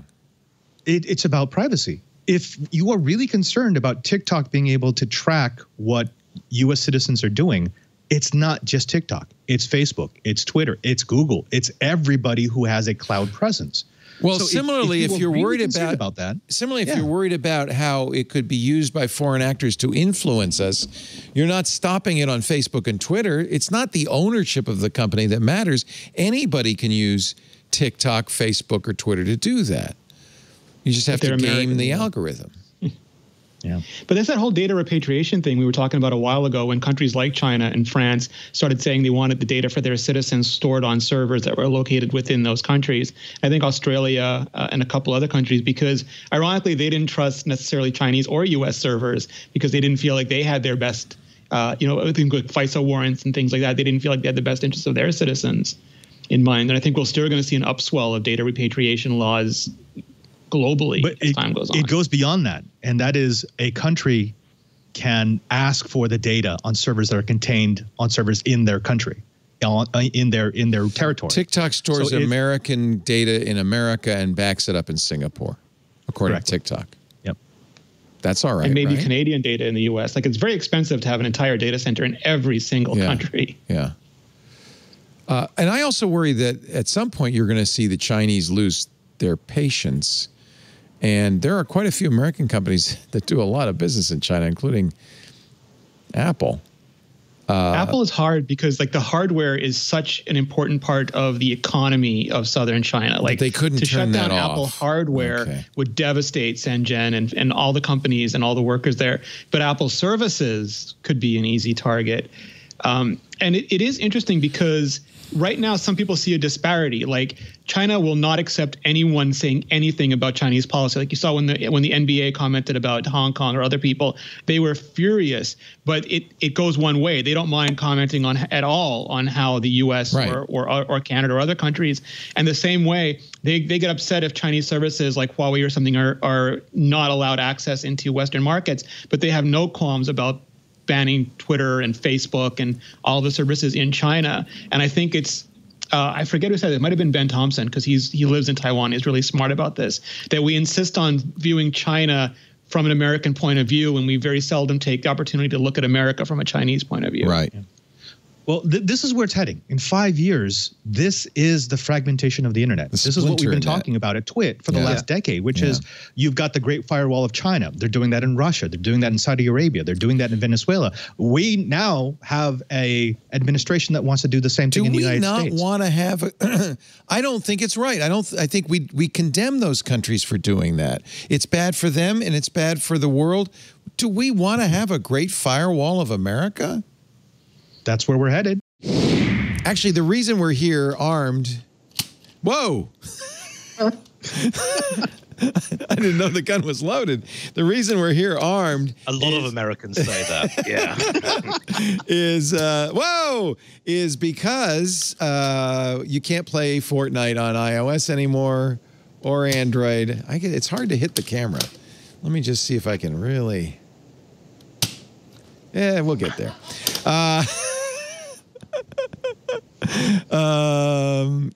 Fortnite clearly was itching for a fight and decided to take this time to modify the in-app purchases on its app, both on iOS and Android, in order to get pulled down on both. At which point, they released a video that oddly they had just ready to hand called 1980 Fortnite that may remind you a little bit of a video that we saw in 1984. People sitting, watching a giant screen, a young woman with, well, it's not a sledgehammer, actually. It's a unicorn hobby horse. And she's running away from the police. She arrives and tosses it through the screen, which smashes. And then Epic Games has defied the App Store monopoly. In retaliation, Apple is blocking Fortnite from 1 billion devices. Join the fight to stop 2020 from being 1984. Hashtag free Fortnite. They were ready. They also went to court, sought an injunction. They did the same thing to Google. They didn't have a video ready for Google. I don't know. Maybe they thought Google wouldn't pay any attention.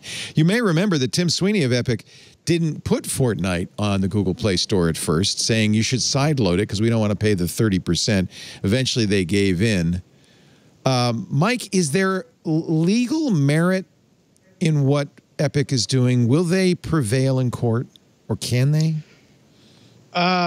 It's a big hill to climb. That doesn't mean that they won't win. They might. But if I were taking odds on whether or not Epic would prevail, I would say they are unlikely to prevail. Though I was impressed. Not only did they have that 1984 video, they actually referenced 1984 in the complaint, so that their marketing and legal team. It's a 60-page complaint. Up. I don't think they wrote that overnight. No.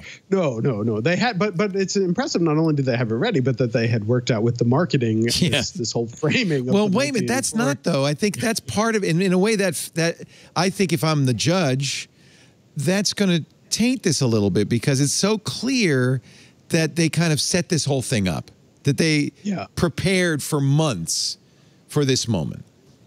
And I mean, part of the thing that's interesting about it, I guess, is that, if you look at it from Apple's perspective, they were going to be in trouble no matter which decision they made, right? If they sort of let Fortnite get away with this, then everybody else would be complaining that, they're giving sort of special treatment to Fortnite. And then, of course, when they say, well, Fortnite is violating the rules, so therefore we're gonna pull them from the store, then they have all these other issues. So no matter which way it was going to go, like Apple, didn't have any good choices. And I guess Google was picking sides and decided they were realizing that if Apple loses, they're going to be in trouble too. Yeah. Apple, of course, is already under the gun in the EU over App Store monopoly.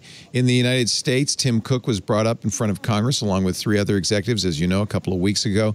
And that was one of the issues that Congress was interested in.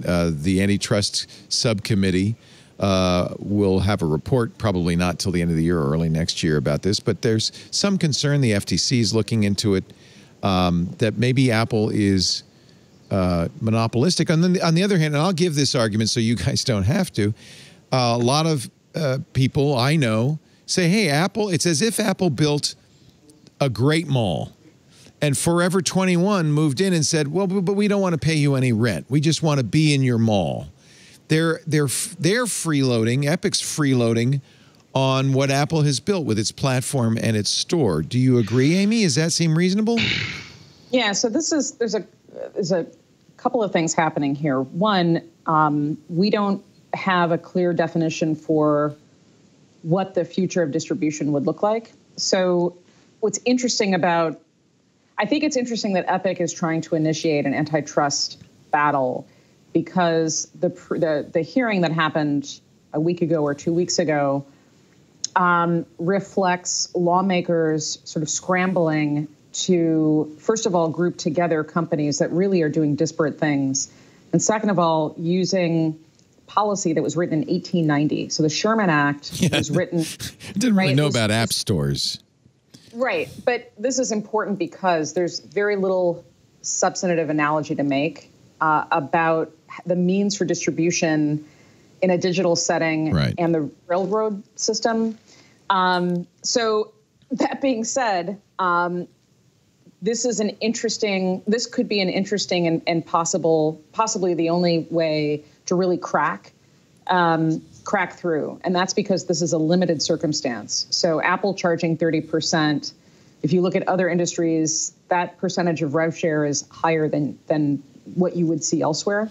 It's not, though, higher than on the consoles. Sony, Microsoft, and Nintendo charge the same 30% fee and have the same control. This all dates back to the days when Atari and Nintendo were swamped by crappy games, and they learned very early on, we got to keep tight control over what's on our console. Fortnite doesn't seem to mind that 30%. No, it's the data on the other end. So the key difference here is that when you've got a console game with heavy DRM protections, you're talking about limited use case. Now with a game being on a different type of device, one that hinges on the Play Store and Apple Store, there's a wealth of other data there. And so I think if they were, it really depends. If they try to define antitrust very narrowly, I think they have a shot. I think it could be more compelling for them to talk about the future of all of this data that's being generated. And the fact that in and of itself is also, that has value. And they can't easily access those data in addition to having to pay the fees. And you can't, there is no other way to play Fortnite. You either have to jailbreak and I guess somehow. That's true. On Google, you could sideload, but there's nothing you can do on Apple. Right. So I think Google I don't think I have as strong of a case against Google, but the reality is that Google, Facebook, Amazon, and Apple are all facing some flavor of antitrust, and the blanket application we already know doesn't apply. So what's interesting here is Epic could force the hand of Apple and start to change parts of the industry. So Apple's response to this, by the way, and let me paraphrase it, is this is disingenuous of Epic. They've had apps on our App Store for 10 years. They've benefited from their presence on the App Store for 10 years. Now Apple says Epic's business interests lead it to push for a special arrangement that would be unfair to other developers. Whose reputation is more at risk here, Epic's or Apple's, Ian? Honestly, I think this is a really interesting case because, let's face it, you don't get Fortnite because it's on the Apple Store. You get Fortnite because it's a really good game. And Apple has said they run a closed ecosystem. If you want apps on our phones or on our hardware, you have to go through us. And that seems blatantly anti-competitive. I admit I'm a foreigner over here, but even so. Why does that have anything to do with anything?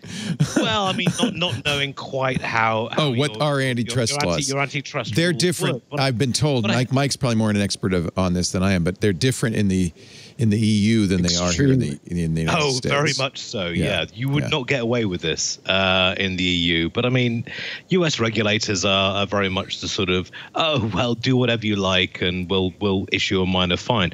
Honestly, I'm with Epic on this one. And yes, Apple sleptwalked into this. They walked right into an ambush. Epic had the trailer ready to go. They had the lawsuits ready to go.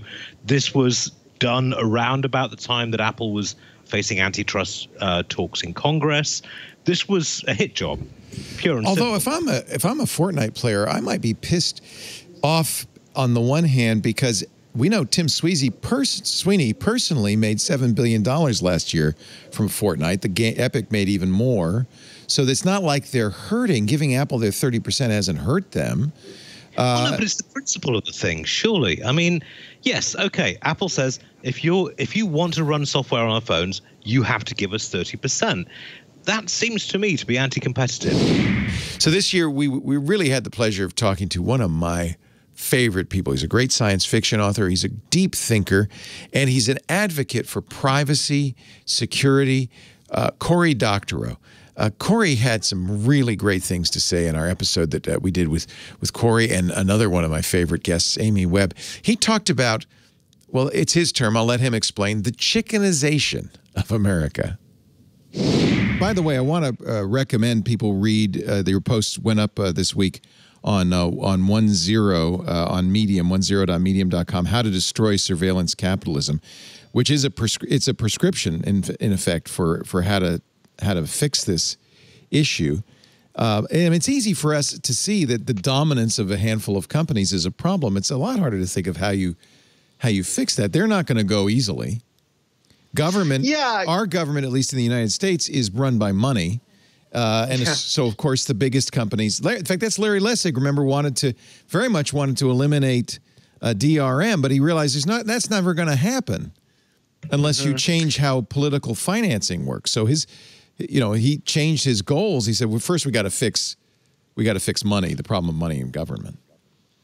So there's another copyright scholar, colleague of Larry's, a guy named James Boyle from Duke University, who has a really good riff about this, which is that before the term ecology was coined, there were people who cared about like owls and people who cared about the ozone layer. And while they didn't like hate each other, they didn't really see themselves as fighting in the same fight. They were issue-based campaigners. And the term ecology said that, like, yes, you're interested in owls and I'm interested in the ozone layer, but what we're both fighting for is ecology. And it took, 1,000 different issues and turned it into a movement with 1,000 ways in. And movements get stuff done. And so in terms of monopoly and like its opposite, pluralism, which is why, these days I'm at pluralistic.net, in terms of monopoly, there are people who are really worried about monopoly even if they don't care about tech. And they don't know it, but they're all on the same side. Like, I take off my glasses and it says made in Italy because they're Oliver Peoples glasses. And Oliver Peoples is a subsidiary of a company called Luxottica, which has bought every single eyewear brand you've ever heard of, as well as LensCrafters, Target Optical, Sears Optical, the major lens manufacturer, and the major insurer. Sunglass Hut. Yeah, they own Oakley. They own Versace. They own every brand you've ever heard of. They've raised prices 1,000% in 10 years. If you need prescription glasses, you care about monopoly, even if you don't know it yet. And then, people who watch John Oliver, they know that it is really like the frog in the boiling water because, I pay $700 for my glasses now when I only paid $150 10 years ago. But it kind of went up gradually, so I didn't really notice. And I certainly didn't know it was Luxottica's fault. But there's a lot of people who have more urgent causes, right? Like if you're a pro wrestling fan, then you might have noticed in the last couple of years that all the wrestlers you love are begging on GoFundMe for money to pay their medical bills so they can die with dignity in their 50s from their work-related injuries. And it's because Vince McMahon bought all the other wrestling leagues. Right. There used to be 30. Now there's one. He's reframed all of his workers as contractors, and he took away their health insurance. Yeah. And so wrestling fans also have common cause. And it's like ozone layer and owls, right? There were people who cared about the ozone layer. They didn't really understand what was going on with the owls. They knew that there was something really bad going on with the ozone layer. And when they heard about the owls, they're like, that's really alarming, but I'm focused on the ozone layer. And it wasn't until we got into ecology rather than issues that people were able to say, we're all fighting for the same thing. And like, even though the way I'm fighting for it is by working on the ozone layer, I'm going to support the ecology movement per se.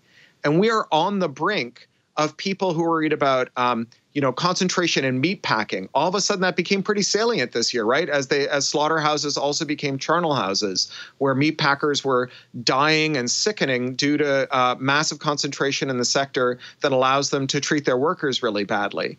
Chicken farmers have some of the highest suicide rate in the country. It's because there's only 3 major chicken packers left, and there's a process that they use called chickenization for their labor force, where the farmers are technically independent workers, but they have to buy the coop that Purdue tells them to buy. They have to buy the feed. They have to use the medicine. They have to put the chickens on the lighting schedule that Purdue specifies. And then Purdue tells them how much they're going to pay at the very end. And they get to calculate it so it's just enough to keep them growing chickens, but not enough to let them go ahead.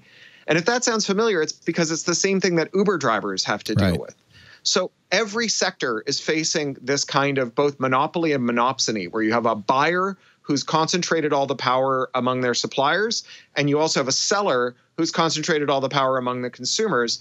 And it's like an hourglass, and there are these people who are manning the pinch between the two bulbs. And, we like to think that those of us on this side of the bulb have nothing in common with those of us on that side of the bulb. It's not true. We're all on the same side. We're on the side of people who want to get rid of the people in the middle running the pinch. And this is how we got trust busting, 100 years ago. This is how we got the New Deal, is that people woke up one day and they said, Standard Oil is the same problem as the rail trust, is the same problem as the electricity trust, is the same problem as AT&T, is the same problem as A&P. And they got together and they made common cause. And, we're coming to that moment again, or at least that's how I think we can find our way out of it.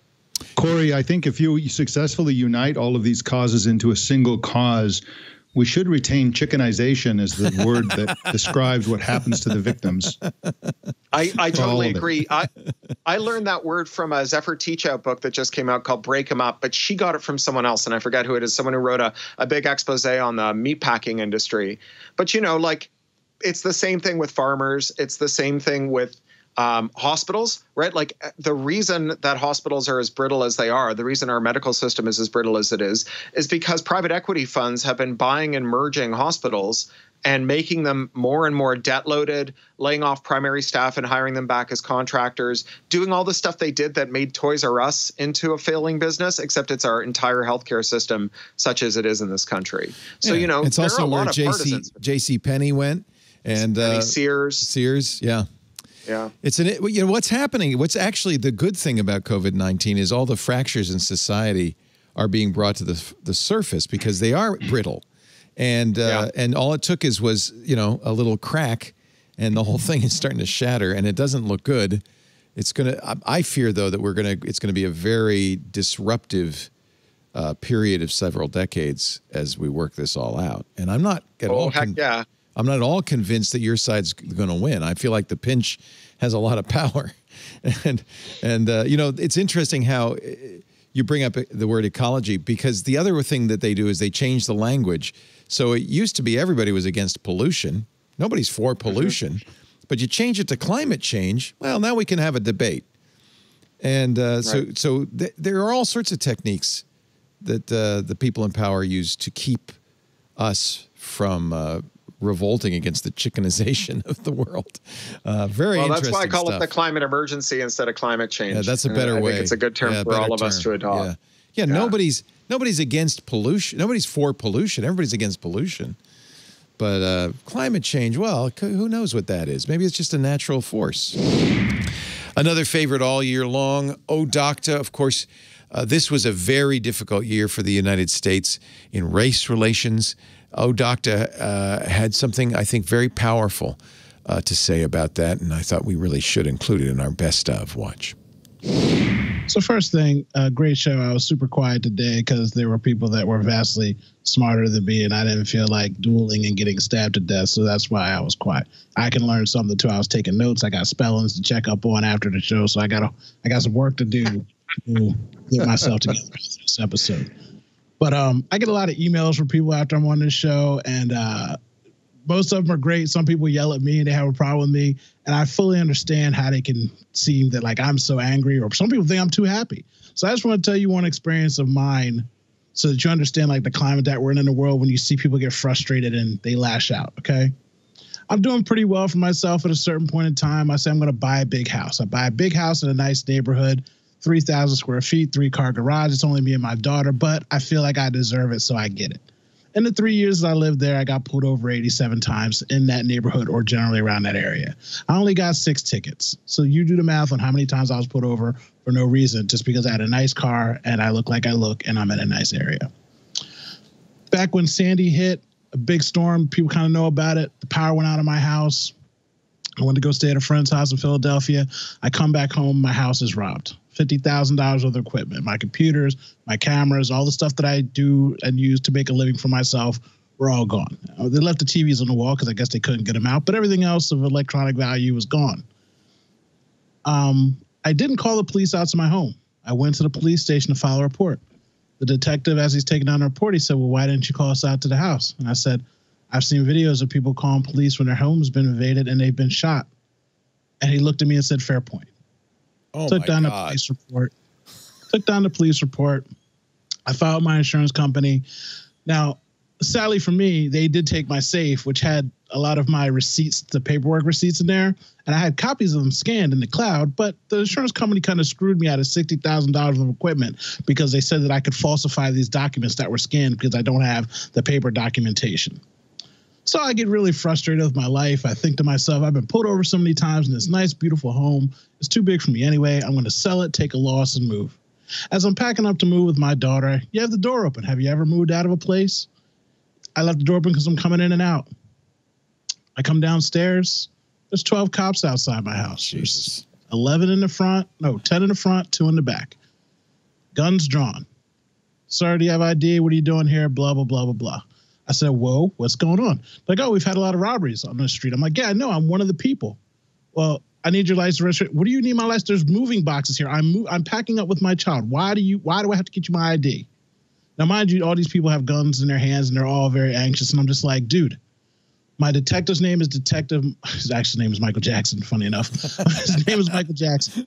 How would I know the detective? Like, I've had a gun pulled on me by cops 4 times in my lifetime. The first time I was 11 years old, and it took another cop to come and grab that cop and say, hey, this is a kid, put your gun down. So I do know that there's crazy people that shouldn't have guns, and there's good people that have common sense working in that business. But I take it back to where I was living at in that time frame. Lost everything, still got harassed, but you would know that I come on this show and I make jokes and I have fun and I just do what I got to do and I'm ranting and raving and Josh jocking because that's the way I have to live my life and those are the things I have to do on a regular basis. So when you see things out in the world, you wonder why people get so upset.